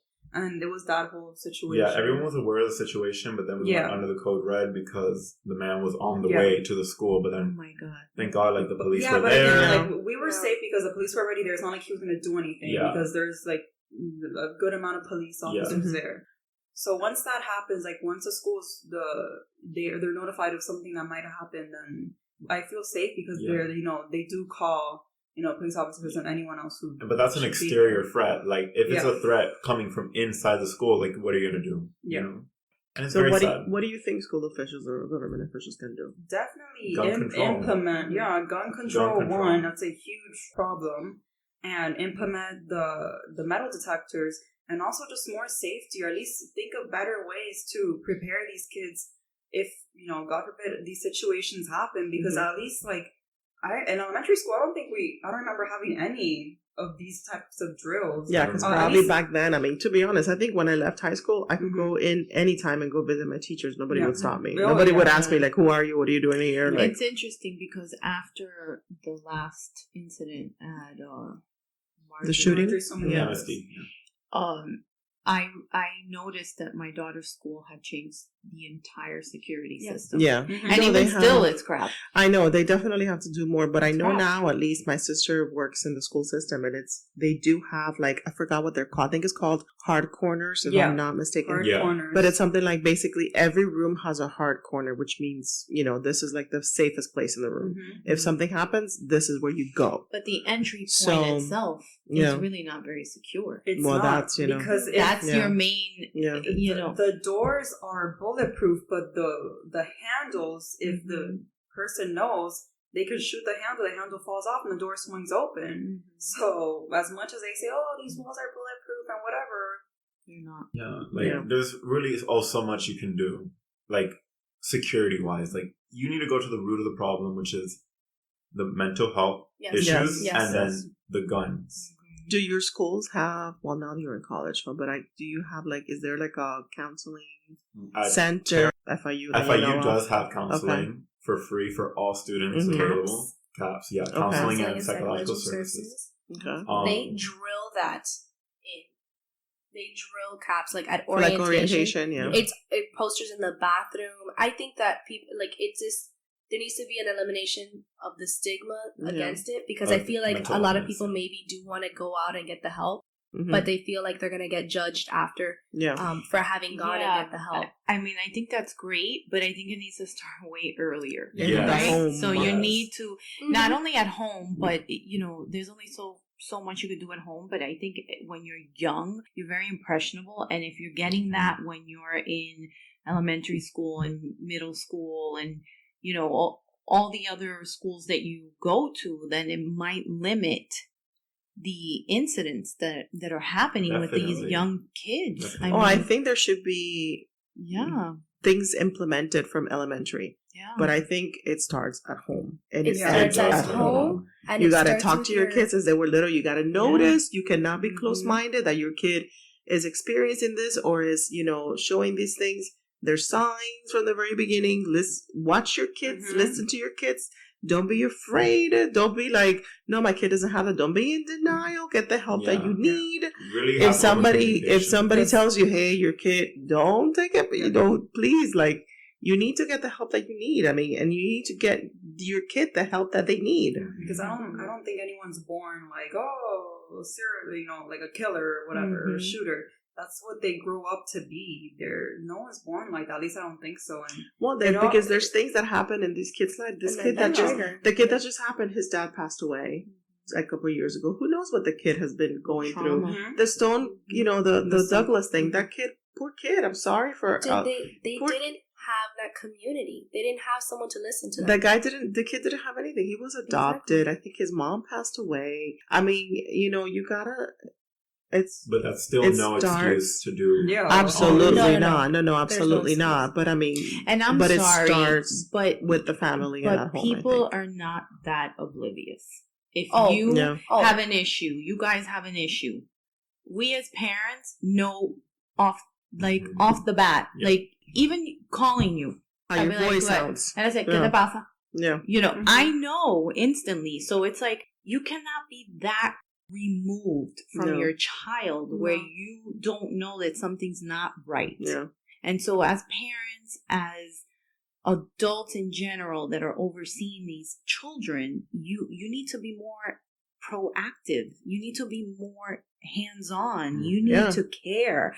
You You need to check their book bags. You need to check their Yeah. rooms. You need to check their phones. You need to check their social media or get them off social media. You need to see who he's hanging around with, where he's going, Talk to them. why is he going, where, why is it taking so long, where are you, But all still those keep stuff. that strong relationship. Yeah. Yes, Because if absolutely. you know as a parent that if you do, because then there is the other side of it, that what if as a parent you do take away their social media and you do go in and check their book bag all the time, and then you make it difficult for them to Correct. to find that Yes. those people that they Yeah. want to hang out with. Because the thing is, with all the negatives that there are with social media, it's very important in our generation to have, because that's how Because it you stay connects you. connected with everyone. Yeah. Can you imagine that? It's kind of like when you went to a party and then you, or that all your friends went to a party and then you didn't go and you heard about that party for years and years after, and everyone's in on the joke or everyone's in on what happened. But and do then you you're feel never- connected or do you feel excluded? you feel excluded if you don't have don't that have it. platform and Mhm. you're not in with what's going on with everyone. You feel excluded. Why? Even if you went to the party?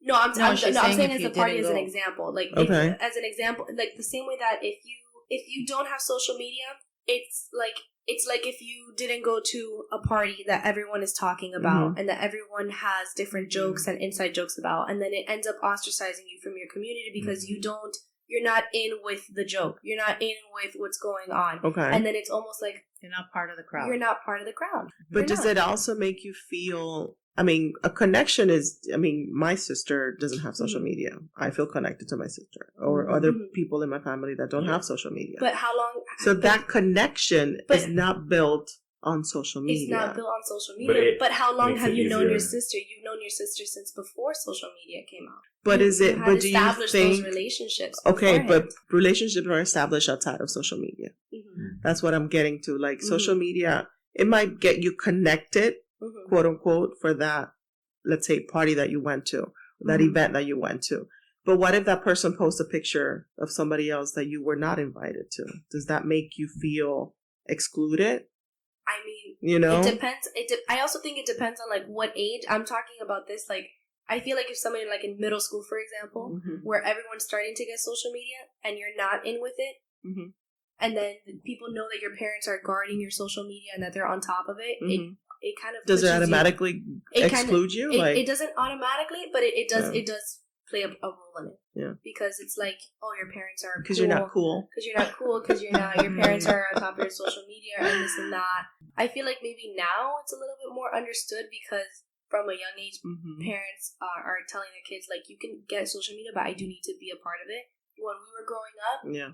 they didn't really know, so it was more of, oh, she has social media. Also, Ella tiene esa cosa en el teléfono, se pone Yeah. todo ahí, ¿no? Also, I think the things that we posted when we were 13 or 12 are so different from the things Oh. that 12-year-olds Yes. are posting 100%. now. Now they have all Like, of, it's like, so those- funny. Like, I don't have any more, but when we would look back at the pictures we posted from like 2013 or 2014, we're hanging out with my friends. No, literally. Yeah. Like, No, and then the scary part is that you're 17, so the age range from 12 to 17 is only Yeah. 5 Yeah, it's years. not But But that it's a much. huge But Different difference. now. it's a so huge it's different. surprising to hear you say every that. year Yeah. is extremely different. It Yeah. is. It's just so It is.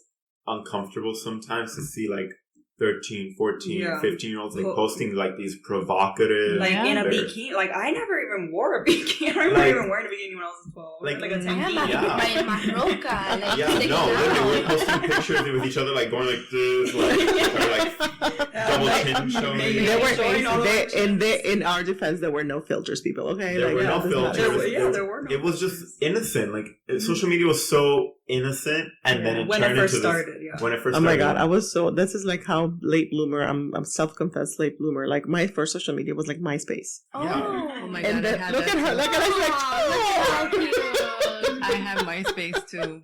Yeah. And what I was concerned about MySpace is how pretty my page looked. Pink and brown. Oh, I'm bored. Let me switch it to. That's Yeah. what I was. It's true. Yeah. And then Our you think background about was that. It was the You think stupidest about that when thing. people talk about how your Instagram looks at the same time. It's the same Yeah, thing. yeah. It's the same thing. People Yeah. make fun of, for example, I was talking to someone in my psychology class, and we were talking about Instagram pages and how you could tell like who's like in a sorority or stuff like that because their Instagram page is very aesthetically pleasing and how it has all these matching colors. And I thought, well, it's the same thing. Like Everybody, yeah. and I Yeah. said it doesn't make me any better. Like I just Yeah. personally Yeah. like when it looks Yeah. put together just- like that. It goes back to that thing about comparing yourself to yeah. other people, and that's We just, like, compare everything, our pages or our pictures. Yeah, and it's sure. ridiculous. And Yeah. it's gotten to a point where like it's detrimental to like people's Yeah. mental health. Yes. Like you're just like going through all these things, like telling yourself, "Oh my god, I'm not good enough because my page doesn't look like this, and Yeah. it's ridiculous. I'm not getting enough Which likes. I'm not it's getting enough ridiculous. comments. Mm, I'm not getting followers, Yeah, enough." that whatever, whole yeah. likes thing It's- and the Oh, yeah. that's crazy. so. Well, they're getting away with that. No, now, they right? already Or took something it they did, off. okay. Yeah. They So already you took don't it you off. don't see how You- many likes You see yours, but you don't see other people's. So you Oh, can't compare. okay. You can't compare. And you know what? Now talking I didn't about even this know. too, I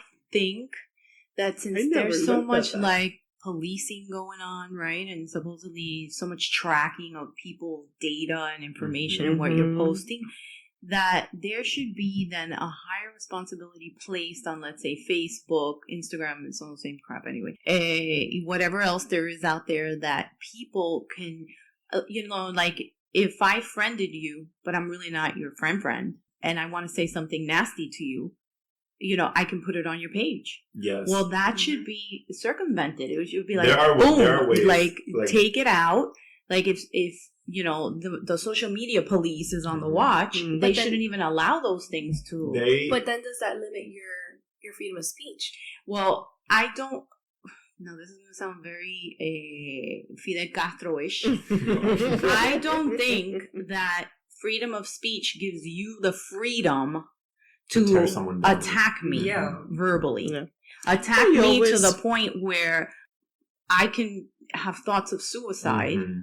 or my child kills himself or herself because of your so-called freedom of speech. Yeah. Because if it's continuous, Then you just take Yeah. them. But then you just take them off. right, but At what Just point? don't. At what But point it's do not you? that easy. but it doesn't happen that way with you guys. With I kids. think it depends on the It person. doesn't. It It does doesn't. depend on the person. It depends on the person because You it's know? happened to me, and immediately I'm like, I don't have time for this. Off. Yeah. Right. You block Off the of my page. person. You Not block the everyone is person. going to be like you, and not Exactly. everyone's going to have the I willpower to like understand, but look it's- at that and be like, "Oh, I'm better than this." But that's block. why, again, Right. do you Right, need but to then find I your think- support system? I so that think when you- you tell your friends and they tell you, there's no time for that. Take it off, and then you find that, oh, you know what, my friends told me. You're right. Mhm. Not to say that you're just relying on your friends, but that everyone needs that little support. Well, if it's a continuous thing, and Yeah. the owners or whatever, like the IT people, notice that this person is constantly being blocked by, Well, then let's I keep don't that mean- person out of the. I don't mean to interrupt you, but YouTube does that. You can't put inappropriate things on YouTube. Well, YouTube If now you're- you need if to you have somebody you need to else's music subscribe in to the something. background, Yeah. No, and you're like stealing the music. They shut you down. Yeah. also they now on YouTube, if there is a child or if this is like a family page with children, you can't comment on those pages No. anymore. Good. So I mean- it's advancing. It's Yeah. But then like people are gonna complain and like it's But gonna you know, be like so you can't what? win. You really can't win So sometimes. what? Yeah. But Instagram also has that thing that you can put in your settings, like certain keywords that can't be commented Yeah. on your posts. You can post. You can disable the. You can comments. disable the Mhm. comments. Yeah. a lot of famous people, they disable their comments because of the things that people Oh, it's say. It's terrible. terrible. It is Which terrible. you know what? Good for them. Like do Yeah. it. People And are then- so brave yeah, behind like, and- the screen. And people complain like, oh my god, they took off their comments, like they're so dumb or they can't handle anything. No, it's just they're human and they don't want to hear the BS that you Yeah. have to say. Yeah. They're people too. Social media has enabled people to feel like they have some sort of power over Power, other yeah, people, and it's yeah. not. Yeah. And so, not what do true. they say that opinions are like assholes? Everybody has. Everybody has one, but not- It's like- nobody wants to see and it. it's not always a good one. But I do. But I we don't do. always we don't want to see it. We Yeah. don't want to smell it. We don't We want don't want. anything to do with it. But I do have a problem with like when celebrities, especially celebrities, when they get into a trouble and I'm sure the publicist is like, disable your comments right now. Oh. It's like, okay, why? Like, whatever. You can dish it out, but you can't take it. Just let There's people a vent. responsibility. Let people vent. You check out of your social media. Don't check it. Uninstall it on your app. But let people vent. Get it out of their system. And then when you're ready and when you can deal with it, It's just, whatever. It's so petty. Everything is so. It is very petty, meaningless but at I the end think of at the day. same time, it's kind of like, you're able to, you comment when anything goes wrong, but you can't, as soon as something goes wrong with you, you're like, oh no, I'm going to shut off and you can't comment on my thing. That to me is like a little like, no, like just let people, get it out of their system. But you know what, too? When we were talking before about the whole sensitivity thing and the parents and the kids and, having a line of communication. So the other day, I was talking to a friend of mine, a male friend of mine, and he was telling me about something that his son did. And then, fast forward the conversation, he says to me, I don't know, I have to think about the punishment and this and that because, with so many issues now happening with kids and how they take things so personally and, if they kill themselves and all this stuff. I was like, what? Yeah. Like, that is so crazy. You got to cover to so me. many bases. It's like, now you're second guessing yourself as a parent, punishment that you're trying to implement and what you're trying to teach your child because you're afraid that your kid is going to kill himself. Well, I spent some time with my friend yesterday, and she has a little boy, and she's pregnant with her second, and she says that she reads articles every once in a while about parenting, and there was one titled like alternatives to saying no, and she's like, I feel like saying no works. Like, why do I have to find another way to say no? I'm like, no means and no. that's it. Like, that's it. The hypersensitivity is Hypersensitivity. really a big issue. And that was not, I don't think that's our generation, to be honest. I think I it's don't more think that's like. mine. I think that's more the millennial generation, if I had to be honest. Well, I even saw like a costume Yeah. that it was like, I'm a millennial, I'm offended. Yeah, like. Everyone gets We- so period. offended. We judge that, like, I mean, I don't know about like the rest of like our Gen Z people, but like Mhm. I look at that and I'm like, what the hell? Like, why? Yeah. Why are you so offended by Why are this? you so Like, offended? grow a pair and like get over it. Like, it's not that big of a deal. Well, what about when it comes to the whole, sexual orientation thing? And it used to be LGBTQ, and now it's The I whole don't even alphabet. know. I don't even know. It's trying the whole alphabet. Like- I don't even. I'm ignorant. I consider myself ignorant in that topic. Yeah. But Like, do you feel, especially you, like in your club, the Shark Yes. Club, do you feel, I don't know, like the whole pronoun thing, The do you pronoun. feel that it's unites us more or divides us more? Like the whole thing of like, call me this way, but not call me that way. I think that it is important for everybody to feel comfortable. And I think it's important for people to express how they want to be addressed. Mhm. But I do feel that there's an issue when people get offended at other people using certain pronouns because you are presenting that way. And like Mhm. then they like blow up on you. Do you mean the person that's going through A transition, for example. Okay, Like, the person that's going through a transition feeling offended, or the other person? I feel like, okay, for example, if I were to prefer the they them pronoun, for Mhm. example, and like Which why would you want to be called in the plural? Like, I don't understand. It's- Does that really happen? Like It somebody does wants to be happen. called they or it them? does Yes. happen. Why? Yes. Because people, What does that mean? they just don't feel connected to either gender, like male or female, or many of the other ones. And Like, you'd rather not be called. I mean, obviously Yeah. that would be insulting. It is that Yeah, why? they- Okay. That's offensive. yeah, Okay. like to people who consider themselves to use the they them pronouns, they don't want to be called it. They don't want to. But they him. don't want to be called he or she. They don't want to be called he or she. Okay. So, for example, those would be like gender non-conforming people. Okay. So, but the problem with that is that's okay if you want to be called they them. Alexis is shaking her head. Why are you shaking your I head? think it's so much hypersensitivity. Yes. Yeah. I just think it's so much, and it's because I feel like I don't want to be that person and say that you want like the attention, because I don't want to say that either. hmm But it's just But do you feel at like the it's same more? time that they say that it's unfair to them, that people don't understand them, it's unfair to everyone else. Yeah. That's what I was To about get have at, to yeah. stop everything and just have to pay attention to how you want to be addressed. I Mhm. understand, like, if it's somebody who's really genuinely, I feel like it's almost offensive to someone who really is going through that change Mm-hmm. in their life, that now someone who just feels like, well, I want to be called this.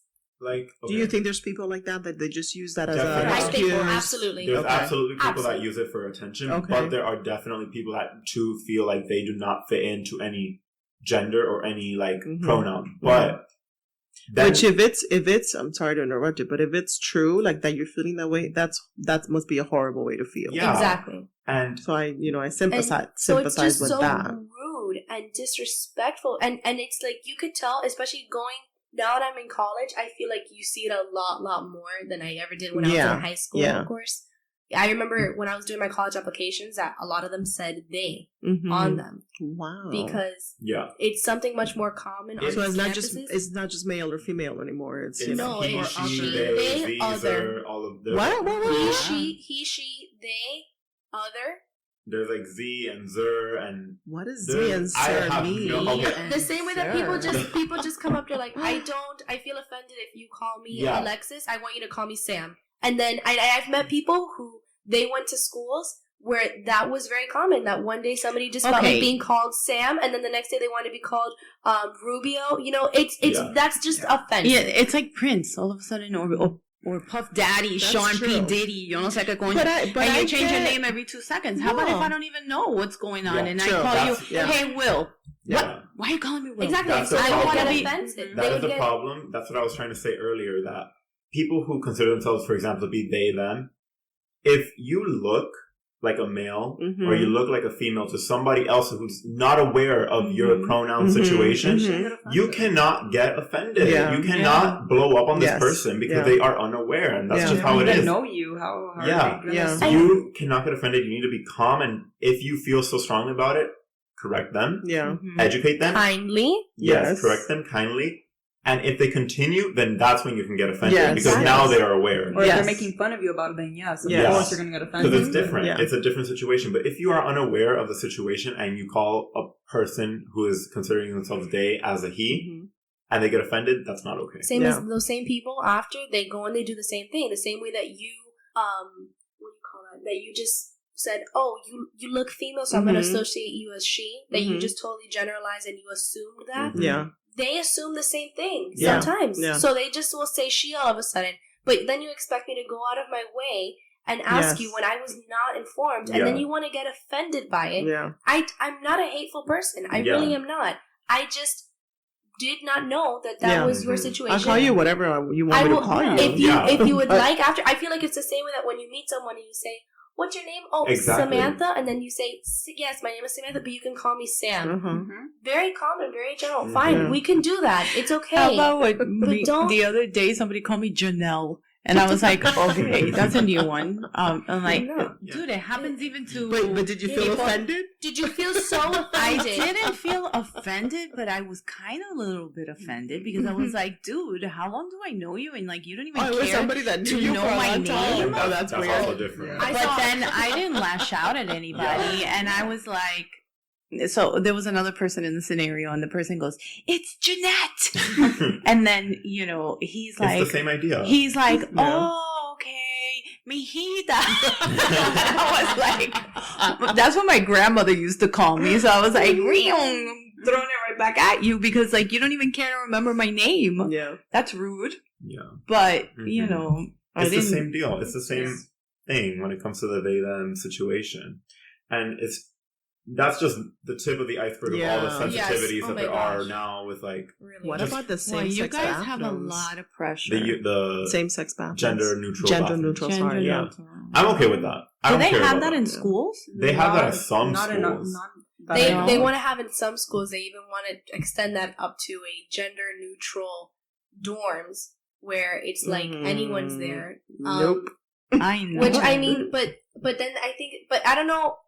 I may be saying it wrong. That's the thing, because it was not just for gender neutrality. It was for people who are part of the LGBTQ community, Mhm. and it would be solely them in there. But isn't that more this is But I think bad. dividing? That is But very that's- dividing. but- That's but like that- concentration camps, honestly. Exactly Yeah. that. Weird. But it was a school. Segregation. Yeah. But they wanted to do that because they said that they feel that they would be No. that would be more of their safe space in that. Yeah, but dorm. then you're keeping them I think like if okay, it's- you need to be You're protected. not dealing with And we're everybody as a not- whole. You're Yeah. dealing I If just it's think not broken, it's don't more of fix a- I it. think it's There's also- No, no because issue. the world doesn't work like No, that. it's, Yeah. I was about to say that. The I think real that's world the doesn't biggest work wrong. like You that. go to No. college not just for the experience, but you're there at the end of the day to get a degree, so that when you're done with your 4 years, you can go get a job, Mhm. And you you deal can- with everybody. and you are Yeah. going to have to deal real world with doesn't work like everyone, that. Yeah. and not Yeah. everyone is going to be part of that community. And now you have spent 4 years enclosing yourself. Mhm. And It's even building harder to up- break and into the building up real this world. subconscious Yeah. hate that everyone else around you doesn't want you to be a No, part like of society. maybe Like- not hate, but shelter. And Yeah. isn't the point of college more like come out of your shell Yeah, a little bit? exactly. It's just Enjoy like a the double real standard to it. world. You think Yeah. that you're there to Yeah, learn no. more, and at the end of the day, Yeah. if you're So not bad. in with this motion that is on campus, then you're going to No. be ostracized again. And guess what? People are not going to like you from A through Z. Yes. If somebody's going to like you, they're going to like you. If somebody's not going to like you, They're not they gonna can like find a zillion reasons. Because you're short, because you're white, because you're black, because your hair is curly, because you're blonde, because you have, So. All right. Move So on. now that we're talking about all this different sexual gender, Oh, let's talk jeez. about sex, baby. Baby. Let's talk about you. We and save the me. best for last. No, people are Small. fast forwarding. William's like, let me get my water. So we're gonna be like the Chinese. We're gonna listen Well, from back to front now. We're Be gonna like- preface this with Mom and Dad. Fast forward. If you want to fast forward, you want Or to stop listening, turn it off. you want to turn it off, you want to shut the door, go la la la la la. Mhm. Oh, well, So, all I want to know is, did when the time came, or if the time hasn't come, do you feel ready, or did you feel ready, and why did you or didn't you? Yes. next person. Next question. Did your Cuban parents give you the birds and the beats talk? Mira, my cubanito parents. We're in denial. You want to go don't- first? Yeah. Yeah, go for it. Let's go across the table. Oh, Okay. fine. I'll answer all the questions. So this is first. Michelle. Hello. Why do we have so much? Don't worry, we're gonna say everybody's name. Mighty, we're sorry. All of a sudden, she's sweating. Voice changer. Voice changer. She's perspiring. Well, my first. So I don't remember a conversation with, well, especially not my dad, but with my mom, I don't remember having any sort of conversation. I think something might have been mentioned when I started, Puberty. Yeah, No? no, not even puberty. When Okay. I Started had dating? when I started Okay. when I had my first boyfriend, not even my first boyfriend. I think the one that I like, my current boyfriend, like Mhm. the person I'm dating now. I think after a few months that we were dating, we had like a very brief conversation, and it was because of something that had happened, and she was like, "Oh, these things you can't." It wasn't like talking to me about it, but just saying, "Don't do it." Mm. So it was more like, "Oh, this is something that you have to wait for when you're older and you're more prepared, but it's not something that you should be doing now," and so on. Mm-hmm. And obviously, But there was no biology. Was doing it an option, but with protection in that No. conversation? No. Just don't do it. just don't Just do don't it, do it. and it's always better to wait. Which I'm obviously not like opposed to, but I don't think that no one should be telling you don't do anything. I feel like when you're ready, you're gonna do it no matter what. No one's gonna stop you, and you just have to be smart about it and make sure you're taking the right. When you're ready, or when you really, really, really, really, really want to. Both. Neither. Because there's a difference. Yes. I think you have to be mature enough to know what you're doing. I also, I think when parents like tell their kid don't have sex, wait until marriage, or wait until you're 25, or wait until you're 30, that just makes them want to have sex more. Your Yeah. kid is going to want to have sex. And, Like, and I think it's a little bit like doubles, like, come on. Yeah. Did you? did you or wait? not? No, you Yeah. didn't. So what are you trying to like? Exactly. My do. mom literally sat me down, and I remember that I came back from. This is kind of funny. I went to Catholic school my whole life, Mm-hmm. and I remember in like 8th grade we had something called Chastity Day, and Oh my god. and they would take you. Here's your lock and key. My They favorite would holiday. take you. They would. That's right They up there would with take Festivus. you to Yeah. like this presentation at another school, and a bunch of little Catholic and Christian schools would come along, and we'd all sit down, and they would do a presentation about why you should wait until marriage. And it had like a rap to it. There were like, Oh my like god. somebody came on stage and they rapped about why they didn't want to have sex. Some It was other guy talked interactive. about his life. they would like guilt you into it. I remember that they gave us a card, and it was so that we could sign it and say that I'm gonna wait until Oh marriage, my God, like a pledge. like a pledge. Mhm. And I Like remember the purity I got, rings from the Yes. what is it, The Jonas Jonas Brothers? Yes. And I remember that I Jehovah's. I'm the Jehovah's Brothers. Anyway. I remember that I came back from that. I think that just that day, my mom just so happened to pick me up, and I remember her telling me like, "Mama, it's okay. You don't have to." She's like, "Please, if you're gonna spend the rest of your life with someone, make sure You test the That merchandise. before you know what you're getting take a test yourself drive. into."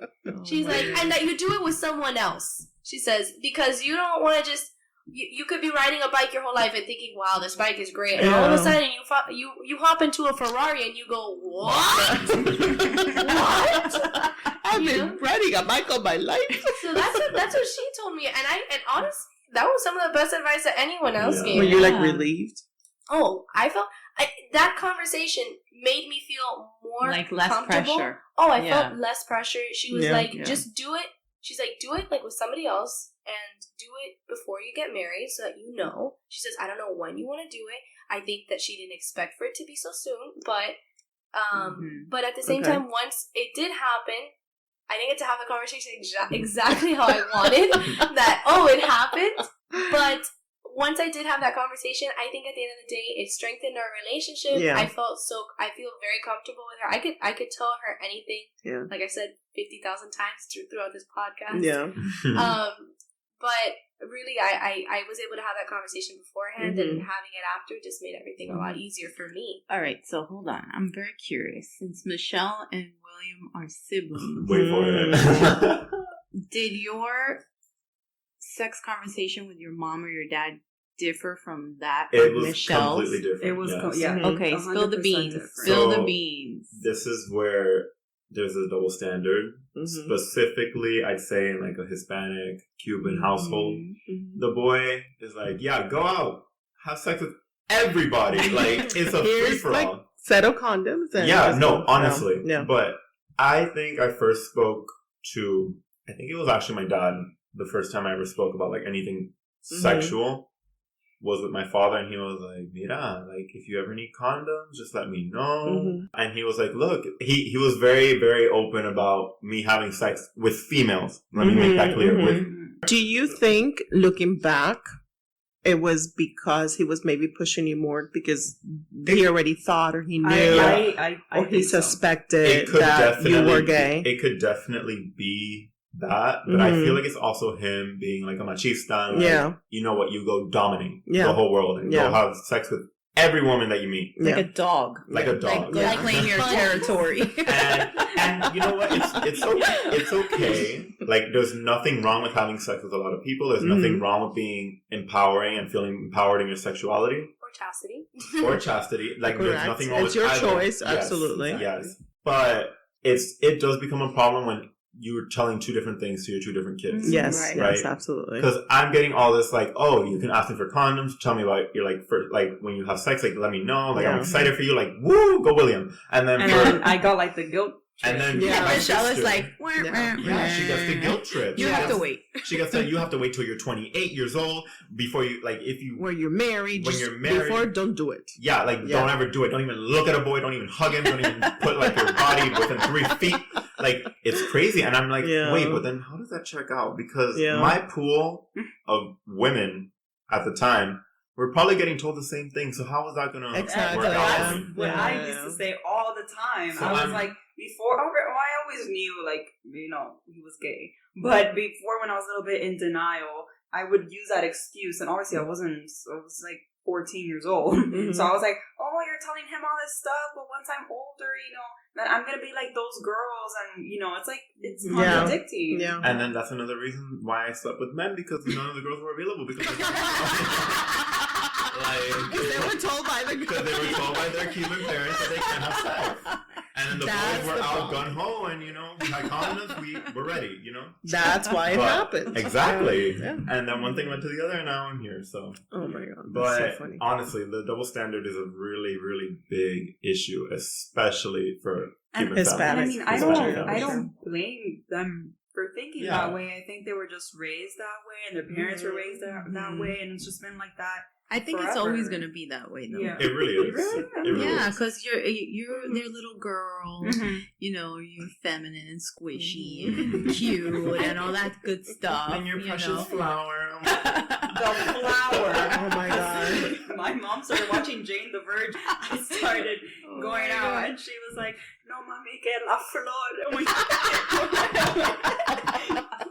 you're gonna like crush the flower, and you're never gonna get the flower back. And I'm like, "Oh, I Don't worry, Mom. I'll plant more seeds. More flowers will grow. Oh my God, that's too funny. So this is like a cute little thing. So finish this sentence. Mhm. I wish my parent, Michelle. Oh, that's so hard. Oh, hold up. Well, you're last, so you have some time to think about it. Wait. Yeah. It could be anything you want. Anything that comes to mind. Oh, wow. In Romanization. stereo. I wish Okay. my parents. I wish my parents were more open to me at an earlier age, that I would have talked to them about things before things happened. Mhm. In general, Period. just about everything. No, just be yeah, open. anything, not Okay. the Okay. sex. I think not even that. A lot of other things. Okay. Okay. So speak to your kids at a very early age. Yes. That you felt more, that you wish they would have been more open, so you would have been able to maybe say more things or be, Yeah. you know, Mhm. okay. Express yourself. William? Or, I'm gonna have to say more or less the same thing. But mine's a little more geared geared towards, towards yes. Like I wish my parents would have talked to me about all kinds of different sex. You know, like Mhm. because if you don't know, like if you don't feel like that's a valid experience, and you're gonna like hate yourself. You're gonna be like, oh, why am I having these feelings? Like this is Mhm. not right. Like I can't be feeling like this. Like I need to be with a woman. And it's just like there's no other way, and I'm gonna like hate myself because of this is not normal, right? hmm So I wish my parents would have been more open about It's okay that. It's okay to feel this different. way, or It's okay to not want to have sex. It's okay to want to have sex. Mhm. It's okay to want to go do whatever you want. You know, like Mhm. just when you're like protecting yourself hmm and just it's always consensual. Like it's okay. So definitely, I it wish was it would've- consensual and Yes. protection. Yeah. and I wish they would have Absolutely. always told me that. Alexis? Alexis? I I wish my really- parents wouldn't trust me so much. I wouldn't talk to me so much. No, I mean, it's really hard. I can't really think of anything like, and I really genuinely mean this. Okay, so it's Christmas time. Do you want anything for Christmas? I wish my parents. I wish my parents would would buy me. An iPad Pro Take with a advantage. pencil. You see, there you go.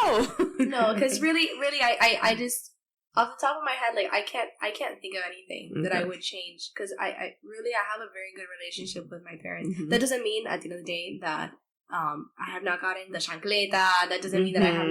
not gotten yelled What at about for I wish something. my parents didn't feel the need to track my every move? I would say that, but Mhm. like at the same time they hear me out. You know what I mean? Mhm. So they knew when I told them. I said, "Look, I just feel offended by the fact that you feel like you need to use this to track me. Like, if you want to know where I am, then why don't you just call me? You know, I'm Mhm. like, if you don't trust what I'm going to tell you, then that's like you're not trusting me at all. Mhm. She's a psych major, psych, and She's all like, this turn reverse it psychology on stuff. them. No, I'm like, Well, what? that's your fault because you raised me. It's know, really so- your fault. Everything. But no, really. I think I'm very happy with how my parents have raised me and how everything has turned out for me. But I'm very blessed, and that's all I have to say. All right. So Wait, can I add one more? I wish. Sure. Yes. I wish my parents would trust me completely. You know, I wish that they would believe that's a me. little hard, though. I'm a It parent. is. I don't In know what that I way? can trust 100%. I wish that they would believe me when I tell them that I'm okay, that there's nothing that they have to worry about, that I'm in a safe place. I'll be doing this. Like you can trust me and you can believe me when I tell you that I'm fine. I have everything under control. I'm an adult and you don't have to worry so much. Like I wish. But I'm a little bit Okay, older than you, and I so, don't have a yeah. child, but Mhm. number one, trust is earned. Okay, so it's like, it goes both ways. And it's just, I think it's just the nature of like, because I was once your age and I know where you come from, but it's like, I think it's just your nature. It's just your instinct. And, you know, like they say, hijo eres, padre serás, o madre serás. You will experience the same things. And you will feel like I need to protect you. And it's not about you. It's about the people that you're with. And you're driving. But I know how to drive. But it's not you. It's the people that are driving in the streets. And and I was going to say that. Believe me when I say that you guys have it great with your parents. Yes, we definitely 100,000,000%. Yeah. Like, you know, the way your parents have given you the freedom, you have earned it. I think you've earned it too. But it's, you know, it's like you have it great. I also want to add something. That obviously I feel super blessed and happy with the parents that we have, because we're our little family. Like, we talk to each other about things. We're very open to each other. And yeah, I said that, I wish like they would have, you know, my mom specifically would have like talked to me about these things earlier, but that doesn't mean like that I would necessarily change the way things happen, because at the same time I felt like it's not like I had no one talk. I had you and I had you guys, but like more obviously like you're my brother, so I was always talk to you about anything, and like vice versa. You obviously talk to me about your personal things. So I wouldn't necessarily change the way things happen, because I love that now. You know, it's becoming like I'm still a teenager, but slowly becoming like a young adult, that I can have these conversations with my mom and my parents, and I feel comfortable like us talking as a family. So yeah. Well, going back to what you said as a parent, right? So it's not that we don't trust you 100%, is we don't trust the environment that you're in 100%. So maybe look at it like that a little bit. And I know it could be a pain in the ass, but I think parents know when they have a good kid and when they have a problematic kid. Yeah. And when they know that their kid is going to make the right decision and when they're not. And so we can't help but always be fearful, you know, for lack of a better word, that you can be with a group of good people and you can be in a certain area, but who knows what's going to happen, you know? And so you always have that little fear in the back of your mind that, oh my God, you know, he's out late and he's with these people and I don't know what's going to happen. And what about if he goes here? And, you know, so maybe the flip side would be to look at it that way instead of you feeling that they don't trust you 100%. Even I get scared sometimes when, you know, because obviously I'm 2 years younger than him, so I'm not as out and about because I don't have a car and stuff like that. But I remember, because he obviously still happens, like, you know, you go out a lot and I even get nervous sometimes and I'm like, when we can't reach you, I'm like checking my phone and I'm like, oh, where is he? And I see he's like Fort Lauderdale and I'm like, I got home on Friday at like 3 a.m. and I looked at William's house and I said, his car's not there. And I texted him and I said, where are you? and he was you okay? Oh, he said, I'm coming home. And I went, okay. No, and it's funny. I saw this meme on Instagram the other day, and it was like a picture like, oh, your parents praying that you're okay and not drinking and doing this, and it's like you at 3 o'clock in the morning laying drunk on a road. No, honestly though, I think I'm sure you much rather have people worrying about you and checking on you than not. Yeah. Right? Yes. In a weird way. But with a distance. But I just really I'm so grateful to my parents because they are very accepting and very open now. And they're very like, they allow me to go out. They allow me to come home when I want to come home. They allow me to go out places when I say that. Like, I don't have to ask anymore. I just kind of just say that I'm going. I let them know that I'm going to be okay. I let them know around when I'm going to get home. And if I like spend the night at somebody's house, I like text them. Like, we have a very good communication now. And I'm super grateful for that. But then, you know, there's sometimes occasional arguments like, it's a weeknight. What are you doing? Like, how can you be going there? And I'm like, Mom, just trust me because I have my stuff You can together. handle it. You can handle it. You can handle not having a little baby boy in your house for like a night. Like, it's okay. I'm 42 years old and I still tell my mom, I'm going to be late. I'm going here. Or you get the niña. Tarda mucho, mami. I will say, I think that, I'm thinking about this now, that I think that, like you said, kids need to be a lot more understanding of like their parents' efforts at the same time. Because yes. Because even though and when your parents want to talk to you, don't go like, oh, yeah. you know, because that's really hard for your parents Yeah. to like, you Oh, know, God. talk to. So Triangulation. So this is the fun part. So even though you were born and raised here with Cuban Here. parents, we want to Yeah. know how How Cuban Cuban are are you? I'd say like 55.3%. That's a weird number. So, croquetas or pastelitos? Croquetas. I can, croquetas? let me tell you, I can attest to the other parties. Those things fly. You said you Yeah. all three said croquetas? Especially Michelle. Yes, Michelle, I'm a Especially I have Michelle. croqueta queen. I have Yeah. 2 croqueta shirts. Maybe your social media new venture should be croquetas con Michi. Finding the best croqueta in Miami. That would also be Yeah. in the page. Yeah. And then what about like your favorite Cuban saying? The Michelle. food. Oh, sorry. But you have to say it in Spanish and be like You have to say it in Cuban. Cubanaza. Go. Alexis is ready. My grandfather Uh-huh. always says this. I kid you not. Every time that I go to his house when I'm leaving, he has a certain set of things that he says. I'm not gonna say one of them because it sucks. Okay. But the other one is that he always says, like, so much that whenever there was a Father's Day that we got it printed onto a shirt for him. That's his slogan. That is his slogan. Yeah. And his slogan is, si no lo ve, no le digas nada. Ah. If you don't see him, don't say anything. It's not that deep. It's all good. I don't know. And that has stuck with me. It seems very light and it seems Si kind of no lo confusing. ves, no le digas nada. It's like very philosophical that Mhm. once you understand it, He's a philosopher. once you understand what he's trying to say, it really makes sense. No. Si no lo ve, no le digas nada. Amen. This one's not a funny one, but I have a funny one and a real one. Okay. So one that I love to say, especially to my grandpa, that I always tell him because he was like, ¿Qué? Huh? And I'm like, los chismosos no pueden ser sordos. I always say that too. So I always tell him that. And then the funny one that I don't hear that much, but I saw it once and I died of laughter. It was like, este tipo está chiflado. I can't say it because, you know, my Spanish is not amazing, but you know how it goes. Este tipo está chiflado, which means crazy. Crazy. Yeah. Wait, I thought the question was, what was your favorite Cuban thing? Saying. No, Saying. Cuban Saying. saying. Well, Oh if my- you have a favorite Cuban thing, you could throw it in there too. Well, I was gonna say very cheesy, corny, but I was gonna say my favorite Cuban thing is like our sense of family.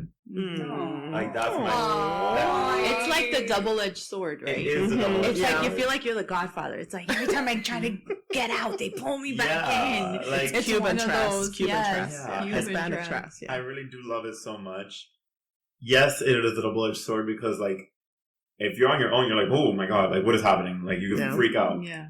But it's just so nice to know that you always and forever, you're gonna have like this community Mhm. Yeah. of like backup. family. Whether you want to or not. Whether you want to or not, and your Yes. wedding is gonna be popping, and you're gonna have a million people there, like all los primo y los sobrino, and all these people from like God knows where. You're like, I've never met you before, but hi, how are you? So, what's your favorite Cuban saying? That's a tough one. I thought the question was Cuban thing, so Come on, you have Cubanazo in you. You can. hard. I can't think of anything. I'm drawing a blank. You gotta Sometimes the Cuban comes out of you, and Yeah, I'm like, oh my god. Tenemos sometimes que hacer el resto del podcast en español para que nos saca el... like Yeah. because I am a very American. Or you're like, oye, mima, or whatever. Like, you say something like that. And he like, "This- oh, you just sound like that. I'm like... I mean. Let me just say, thank God you're gay. That weird lip smacking thing going on. How you He doing? does that.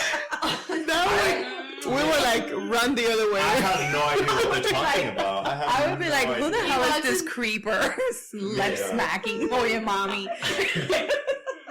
Oh, so my dad always says, instead of calabaza, cada uno para su casa, because he always used to say that, and I would be like, Papi, that's so annoying, stop. Uh-huh. And so we had a friend of ours who doesn't speak Spanish, and so he went, oye, ponky ponky.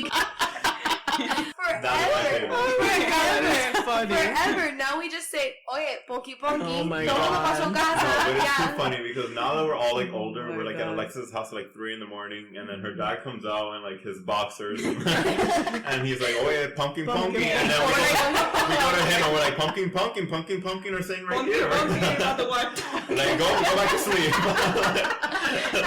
Papi, I'm sorry. Please let them come over today. no, like Yes, we're having Thanksgiving today. we literally have like a bunch of dads and a bunch of moms because of like the bonds that we have. Yeah. Oh my God, for So I don't think we can end this any better way. I think Yes, I like the bonking bonking. bonking bonking. Bonking, bonking. Subscribe to Café con Leche 305. Well, thank you very much for listening, and thank you very much for these young people, these young Yes. adults Thank you so coming much. to our show. Did We you have had a fun? Did you great have a good Great time? time, yes. It was wonderful. Good times, good times. I think anyone should definitely DM and see if they can come on the show because it was very fun. Oh, I like that maybe. little Lady suggestion. Gaga, Mhm. listening. Lady Gaga would be good too. Well, thank you for listening. Hasta Ciao. la bye-bye.